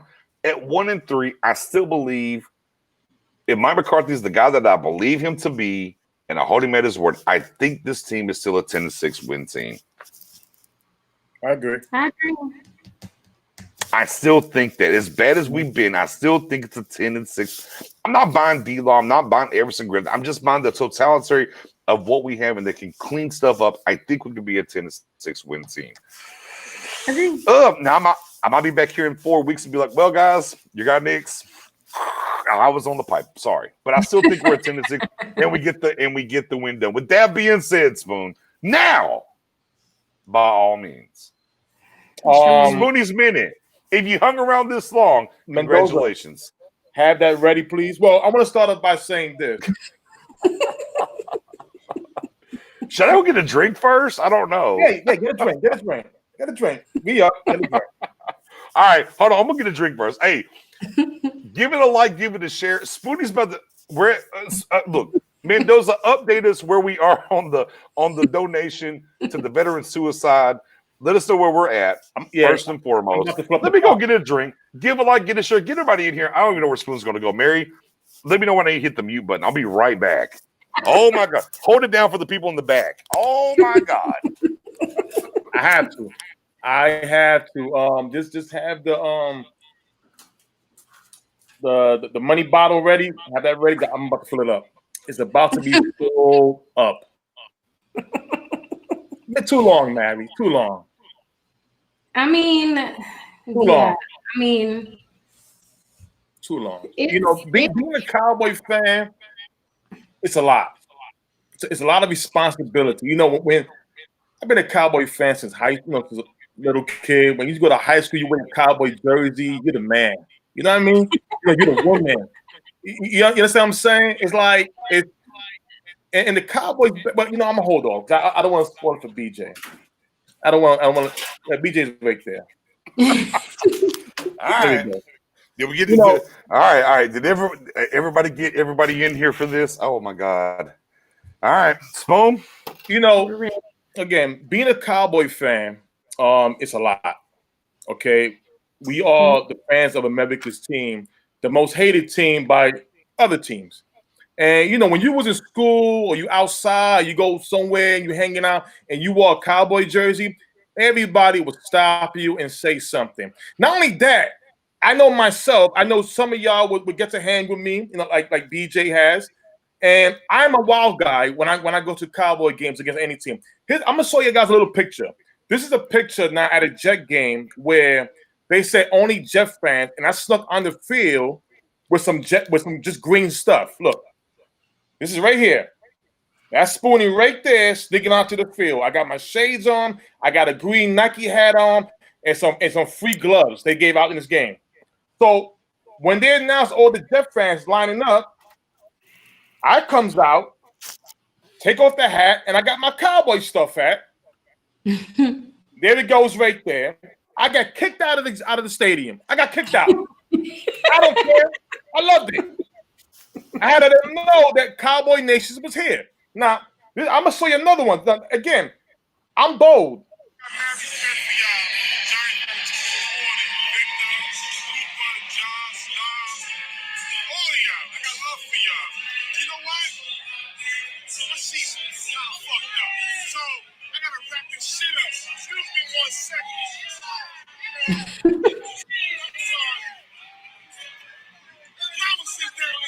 Myself for this NFC East Championship. We got this shit. Oh, okay. Okay, and I do this in front of any fan. Don't care you like me, whatever. We're going to the parking lot, we'll settle it. I'm a wild man. All right? Because guess what? I'm a Cowboys fan. I'm bold. Now, all of a sudden now, you know, the team I was used to, when a fan say, yo, Irving, I need 2 touchdowns today, baby. No, I'm going to give you 4. Emmett, yo, I need 100 yards rushing today from you, baby. Nah, I'm going to give you $150. See, those Cowboys fans, those Cowboys players back then, they was in tune with the fans. They wanted the fans to understand we're here to dominate. We ain't taking no shit from anybody, right? The Cowboy players we got today are crying because we're complaining what we see on the field. And understand that a lot of us are older than them. So what we got here now is the new Cowboy players, when they get paid, they get spoiled. They cry like bitches. Ooh. It's so bad that you see this hat? It's called Squad. I'll rep it up all day long. But deep down inside, the way y'all fucking playing, Ooh. all of a sudden now, you got me with a fuck watching the TV like this. What the fuck's going on? What's this? See this wig? This is the Odell Beckham Jr. wig I lost a fucking bet on. There's a video out there that I would never show of me being Odell Beckham Jr. because I lost a fucking game. Now, All right. Understand this, y'all. Okay? And I mean what I say. You Cowboy players out there, I'm going with starting with D-Lo and everybody. Yeah, I'm a fan. I ain't nobody to y'all. I'm just a fan. But you know what? I'm a fan, like every other fan, that respects this team, that loves their team, that loves to go places and talk shit up for their team. My thing is that we are the laughing stock of the NFL right now. Right now, if Troy Aikman was to go in that locker room, Emmett, Irving, Chuck Howley, the Manster, Deion Sanders, Leon Lett, Eric Williams, Larry Allen, Stepnoski, all right? Dave Novacek. Hell, I'll give you some low-key guys, Dexter Coakley, that win, okay? Davin Woodson, Roy Williams, okay? They would go in that locker room and say, what the fuck is going on? What are you guys are doing? You're playing like shit. Pure shit. Not healthy shit, just bad shit. Understand that. Now, you're 1-3. You're back and forth talking about, I don't play the right scheme. I'm not playing the right spot. Deion Sanders came in and played 2 fucking positions. 2, not 1, but 2. See, back then they were hungry. Y'all motherfuckers are soft. Y'all get paid? Oh, it's Hollywood time. Hollywood time. You know what? Guess what? Y'all are the best actors. Y'all need to get the Academy Award because guess what? Y'all not football players. Y'all pretenders. Ooh. This is what you're playing for. The one man on that NFL team who has suffered, whether it's family loss, mental issues, is the only guy suiting up and playing. They ain't paying the money. Matter of fact, he got his 30 mil. He ain't Hollywood. No, he's a football player. Learn and watch how he does it. He's bailing y'all out the whole fucking game, and y'all standing there, still playing soft, complaining about my knee hurt. Sit the fuck down.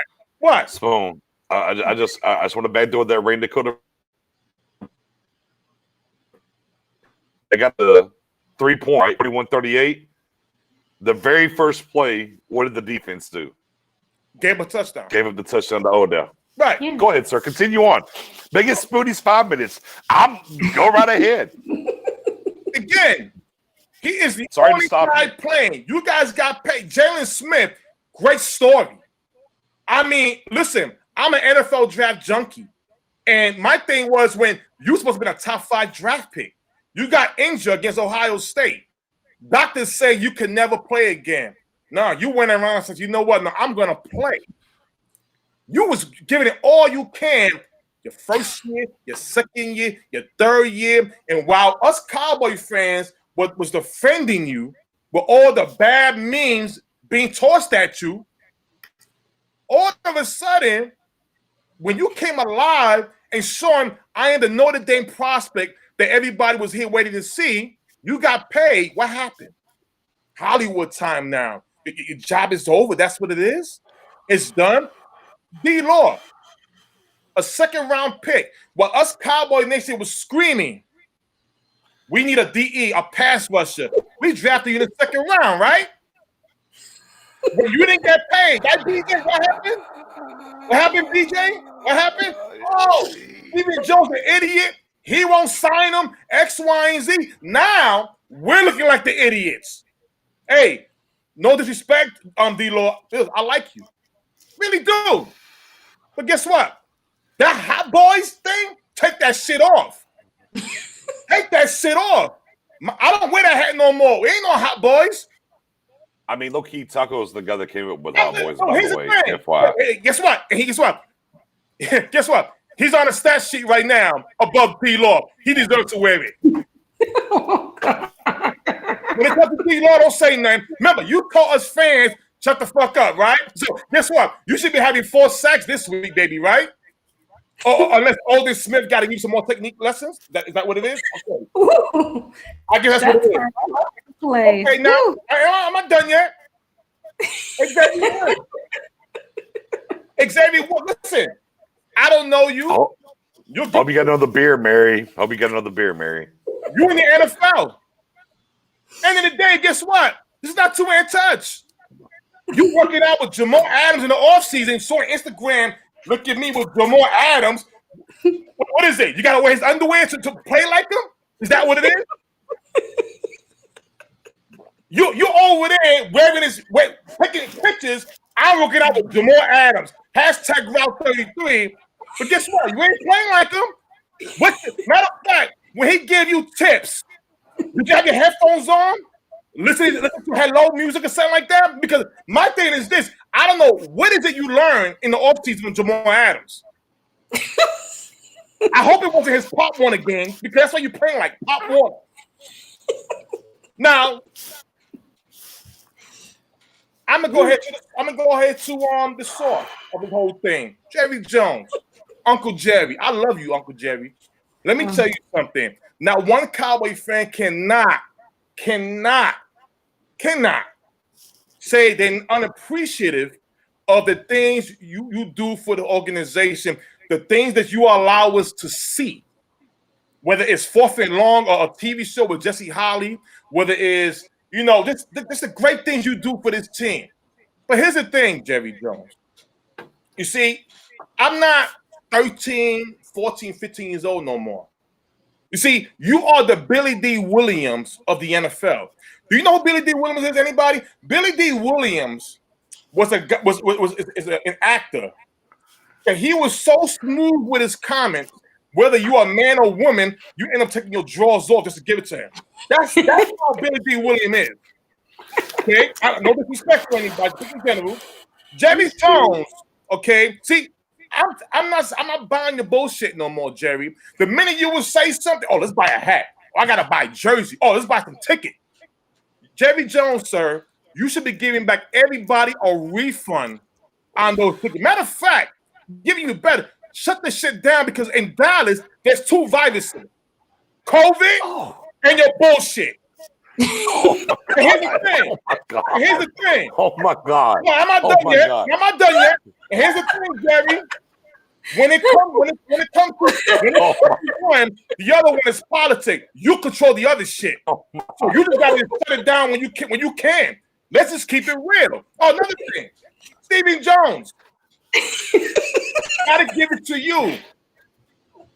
You are corny. You with your radio interviews.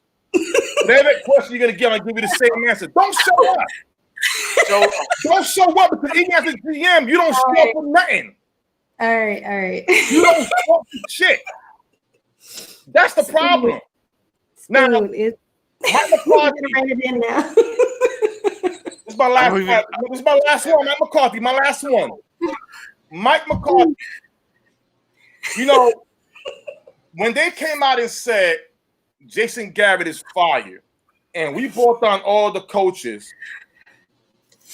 we all was happy we got a former champion here. Somebody to lead this talent to victory.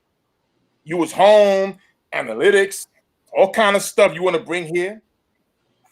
Now, here's the thing, McCarthy. You said you won it all. I don't know if you're talking about a Snicker bar or when you're talking about the games. Because I keep it real. You don't want shit. Mary, I don't know if you are the main source of not want to sign players because of the locker room. But let me ask you this. How's the locker room now? When you got players telling fans to shut the fuck up, all that stuff, how your locker room is now? They blaming each other X, Y, and Z. Mike McCarthy, here's the thing. You are a Dallas Cowboy. Right now, but to other coaches, you're making us want Jason Garrett back. We should not be here talking about, damn, Jason Garrett was not 1-3 when he was coaching. We should be laughing. And guess what? He's in a worse place than you.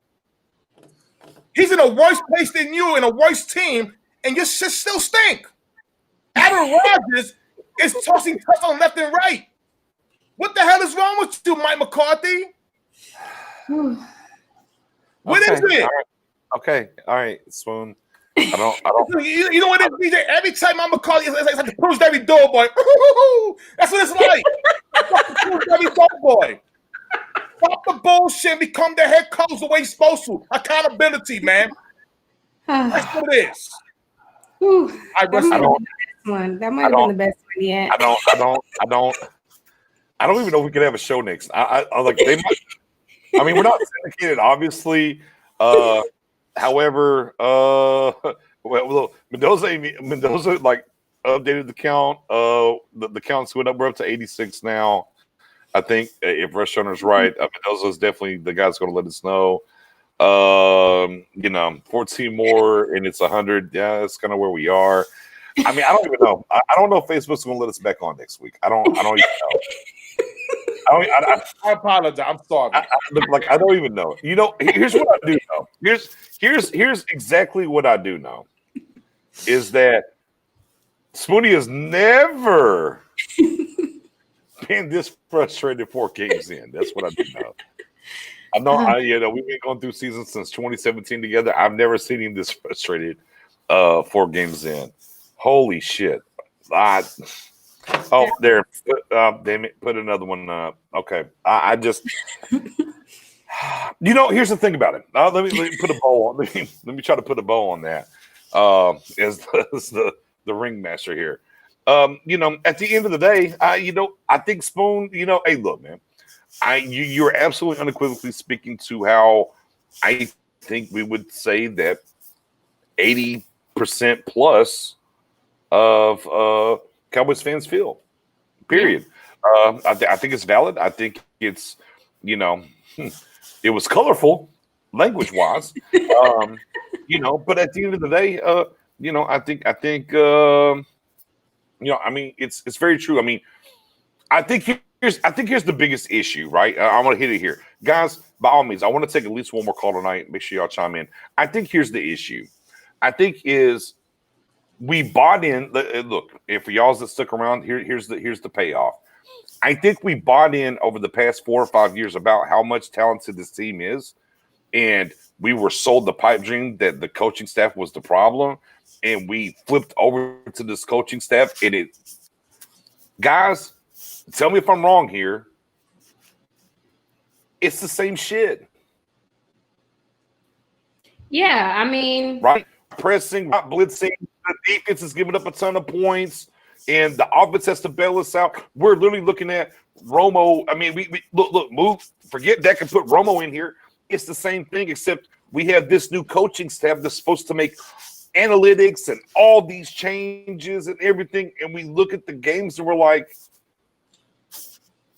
I mean, right. And Mary, you had a great tweet. Like, and I saw your response tweet of everybody said, well, Jason Garrett never started 1-3.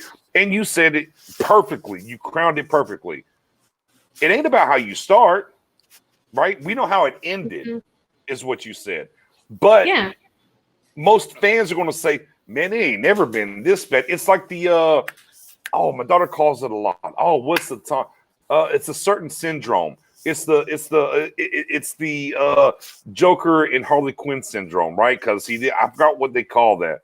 It's a certain syndrome of, you've been in this way so long, and like it's so different now. You're like, oh my God, we should have never left. We should have stayed over here because we were safe here.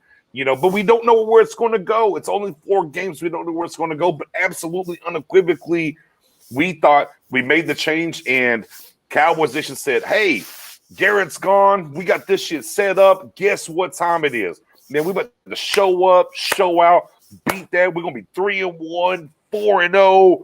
It's go time. And, man, here we are 1-3. And I think a lot of it's just on the same token of we just thought we got rid of Garrett and them, and it was going to be better. Man, I have literally seen people say, man, we should have kept Rob Marinelli. Yeah. Again, we're seeing people asking for Wade Phillips, and everything else, how this defense is being played. Yeah, I mean, that's why my main point has been, I mean, I get being frustrated with the scheme so far, and we haven't seen enough blitz, and we haven't seen enough man press and all that. But overall, I mean, just the basic stuff. They're not tackling. They're not putting in the extra effort. So, I mean, that's a player issue when you are not tackling, when you're not putting in the extra effort, regardless of scheme, regardless of what the defensive play call is. So, right. I mean, we just, it's not how you start, it's how you finish. And if national media dragging them, which we've all seen, like dragging them to the end. I mean, Spoon just literally dropped them off in the, what's that lake up there? What do you call that over there in New York? What's that? When he landed the plane? Oh, Hudson. What's that lake? Yeah. He just dropped off in the Hudson River for sure. Yeah. And so I mean, they're getting dragged all over the place, and from everybody. Thank you, Trevor. Stockholm syndrome. I couldn't think of it either. I'm a psychology major, but Stockholm. Like that's literally what Cowboys Nation is. We're in that Stockholm syndrome right now because, oh my God, it was supposed to change and be different. We're like, we need Garrett. We should have never let go to Garrett. Yeah, Stockholm. Thank you so much for that. I could not put the pin in the donkey on that. And listen, but yeah, I mean, those things. I mean, with coaching, we just gotta stay the course, and the players just gotta. I mean, it's been. I hate when Jason Garrett used to say execution, but I mean, there's been a lot of points where you make a tackle and not put your arm out there, and not jog to make a play, and hold the ball like it's your baby instead of outwards where it can be ripped out. I mean, these are things that are just basics that you learn in Pop Warner. So. And here's the thing, and I'm going to say this. I know we're fans. They'll look at us, oh, you guys are not in our shoes in the NFL. Granted, you're right. But here's the thing. The same emotion that we're talking about right now, giving it to them, that's what the players should be in the locker room doing to each other. Don't matter how much more money one makes more than the other, X, Y, and Z. This is a brotherhood. This is where we push each other, not compete with one another. We push each other. And the whole thing is that it's not about just losing, it's how you're losing. When you're seeing losing of not giving any effort to make a play and playing lazy, I have an issue with that. Very simple. Yeah, I mean, no. Spoon. Yeah, and the all-22 defensively showed some things from certain players. Yeah, that maybe And the one thing I always say, one of the things I ever heard from a player in the NFL, from Ray Lewis. I mean, I don't care how you feel about Ray Lewis, left to right, deer antler, whatever. I don't care. But one of the best quotes I ever heard from a defensive player was effort. And when I look in the mirror, I know. And I look at myself that I gave my effort.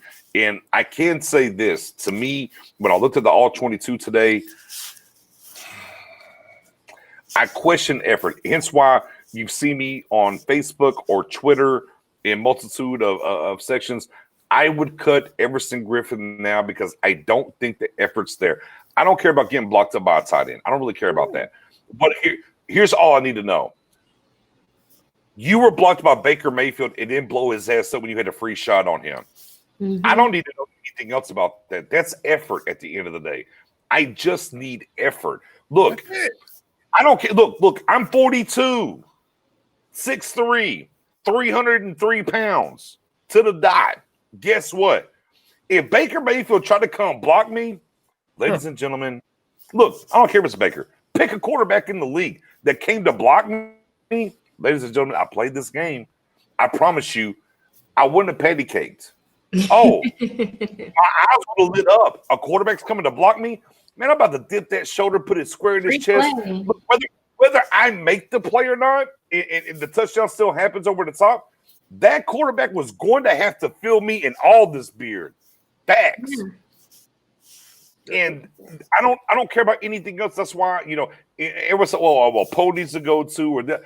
That's fine. Look, I think Poe's doing the best he can do.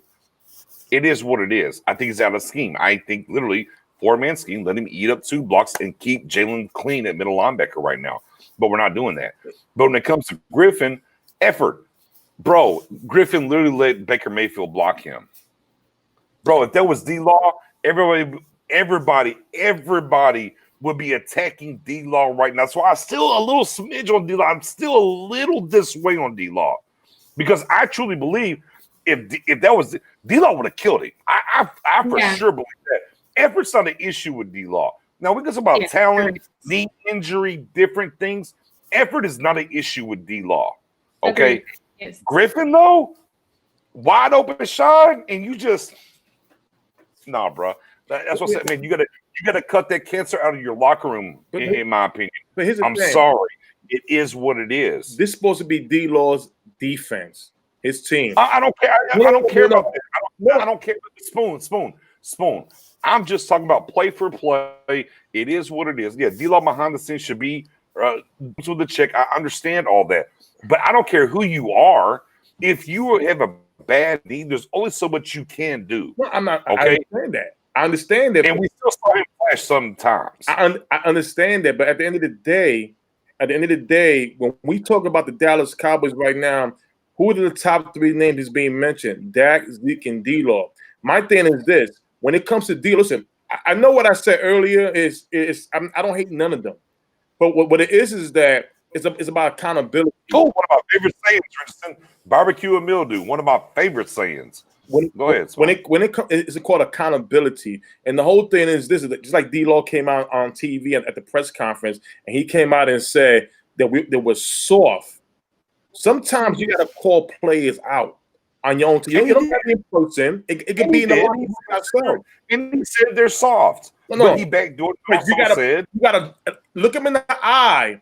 Are you with me? Are you here with me? I mean, but they may be doing that. We don't know. We may be doing that. We don't know. There you go, Mary. Exactly. We know that, he said it. Yeah. He said, no, Mary, go ahead. No, don't stop. You're on a good path. Go ahead, Mary. Oh, well, no, I was just saying, I mean, it kind of goes back to my post earlier in Star Gang about, getting mad about what the front office is saying, what the coaches are saying. They're not going to completely call out specific players and blast them. I mean, when they're in practice or in meetings and they're looking at the film, they see that on film. Just because we don't see it specifically, I don't think that, if we believe D-Law and his public persona is the way it is, and he's just going to say what he feels. I believe that he is saying, you let a QB block you? Ha, ha, ha. Why would that's soft. You know what I'm saying? So I don't think it's not happening. It's just a matter of if it's being received and how it's going to show up on the field. The end. Another thing also, my thing is this. I'm used to seeing guys at the sidelines. And again, we're only going to see what they allow us to see. I'm not saying they're not seeing it. They're not doing it. But at the end of the day, when you're on the sidelines, all right, and you mess up on a play, this is where you go up to that teammate. Let's get it done. I've seen DeMarcus Wade get Des Bryant in check. I've seen Jason Witten do the same thing. I've seen repeatedly there's always the leaders do it. He brought up Jason Witten. Always the leader. My thing is this: when it comes down to it, going off of a bad play to the sideline and you're sitting down and you're Googling or you're smiling, you're talking to each other about, yes, what we're going to do later tonight for dinner. That's unacceptable. At the end of the day, you got to star on your helmet. You're not just playing for a regular mediocre team. You're playing for the Dallas Cowboys. Back then, you could be on the practice squad and you would be treated like one of the big men. And that goes back to what I said. Everybody's not built to play in Dallas. I think the one thing as well that we got to acknowledge is there was a lot of turnover on this defense, guys. Yeah. There was a lot of turnover on this defense. Period. You had some L's on the offensive line as well, and it's not an excuse per se, but I mean it's factual. I mean it is factual. I mean you lost Heath, you lost Wilson, you lost. Well, I guess Wilson was last year. I'm sorry, but you lost Heath, you lost Byron, you lost Mo Collins. I mean you lost a lot of guys, right? The guy we played against, we lost Joe Jackson. Kind of go down the list. I mean, we lost guys on this team that kind of turned over, and maybe they are trying to force the 3-4 a little bit too much or whatever. And we talked about that already. They got to figure it out. Again, this is why for me, the next 4 games, for me, the one thing, and we'll get out of here on this one. We went way long. Same the Union versus literally do go longer. We went way long. For me, and here's what I'm going to do, is this. For me, the next 4 games, out the overarching thing between the in-betweens and wins, losses, and what happens, the one thing that I'm going to key in on is Mike McCarthy as the CEO coach that Garrett was. I'm going to watch and see the things that happen in between the lines and whether it's a position, defensively, the whole 9, obviously. I'm going to literally key in on Mike McCarthy the next 4 games and see exactly how he handles this going forward. We know how the first 4 went. We've identified, talked about the problems, the whole 9. I'm going to key in to see what McCarthy does to right this ship because he's the CEO. I'm going to see what he does the next 4 games. For y'all too, what is the one thing that y'all want to key in on the next 4 games that y'all want to pay attention to the most? Spoon, I'll start with you. The defense adjustments. Again, they keep saying during the interviews that they're gonna keep working. Jerry said it's the scheme and stuff like that. They're gonna look at the play, see what they do best, and just pay attention to that. That's the most important thing for this defense to get better. Mary, what's the one thing over the next 4 games you're looking for? I mean, just improvement. Saw on Twitter that they stayed late. I think it was last night or Sunday night. They stayed late, just talking about the defense, talking about ways to improve, and whatever they talked about, seeing it, seeing the fruits of that labor on the field. I mean, like you said, it starts with little changes. It starts with starting a guy like Wilson over Thompson, starting Knight over Still. Right. So if guys are struggling and, going back to 4-3, if it really is a scheme issue, doing what your players are more comfortable with, benching guys that are constantly not tackling, improvement in ways like that, even if we still give up a lot of points, you see more effort, you see more tackling, you see, we can't expect a lot overnight, but these are little things that we can gradually see improvement on. Right. No doubt. I mean, that's what we're gonna look forward to. Johnson on deck next. Boy, it's gonna be a very, very, very sad, very sad Tuesday if the clapper gets us. So hopefully that doesn't happen. As always, man, we appreciate y'all tuning in, doing and rocking with us the whole 9. Obviously on YouTube, great feedback on the YouTube tonight. We appreciate y'all on YouTube as well. If you have not subscribed and liked us on YouTube, our channel, it's Stargame Podcast. Spoon, should we do it's been a while since we did a special after show just on YouTube. Should we do one tonight? Yeah, we haven't done one in a while. You want to do an after show, or we want to tuck that for next week after the Giants? Yeah, after the Giants. Safe after the Giants. Okay, all right. So special show next week. We're going to do the Cowboys, as always, on 8. The Cowboys Report right here with us 3, 8 p.m. Central, 9 p.m. Eastern, right here. And then next week, we'll give you a special show on YouTube. If you go and sub, you get a special show afterwards as well. Before we get out of here, Spoony, what do you got for the people before we get out of here, man? Oh, listen, man. Thanks for everybody for joining in. We really appreciate that. But more, just stay safe, stay healthy. God bless everybody. And like I said, let's hope for a victory so we all can celebrate next week on this Dallas Cowboys team. The First Lady, Mariello, what do you got for the people before we get out of here? Yeah, thanks for supporting us. Thanks for tuning in here and on YouTube. Thanks for your contributions to the group. Follow us all on Twitter. I'm at Stargang Beauty. I actually changed my name on Twitter. I was like, yeah, you can score. What you doing, Mary? Go ahead. What you doing, Tell Mary? what you changed your name to, Mary. Wow. Go ahead. Mary's mean on Twitter, boy. So my Twitter name originally was Mary Had a CD Lamb. I have recently changed it to I Can Score on the Cowboys D. Which I think I can. So follow me at Stargang Beauty on Twitter for some hot fire, and let's pray we get this win on Sunday. Hey, it should be her and Eagles fans be arguing all the time. Man, hey, by the way, since Spoonie do it right, man, follow him at Spoonie881 as well on Twitter. Right there on the bottom, you see at your _guy_Knicks. Man, come follow me on Twitter as well. Man, hey, man, we appreciate y'all rocking with us. So look, YouTube, Stargame Podcast, like, subscribe. We got the Facebook page, Stargame, like and follow. We got the Facebook group, Stargame. Man, go join. We'll get you up in there. Keep liking, keep sharing, man. We've been at it for 2 weeks now. We absolutely 2 weeks, 2 years now. 2 weeks. What am I talking about? But 2 years now, man. And we appreciate y'all rocking with us and building it up. Man, help grow the game. That's what we do. Hashtag grow the game. Twitter, Facebook, YouTube, the whole 9. Hopefully we're back here on Tuesday, guys. And we in a better mood. we beat the Clapper and the Giants. And Russ Turner real quick with you on the I Can Score on the Cowboys D and Greg Sizemore, bada bing, bada boom, ruthless.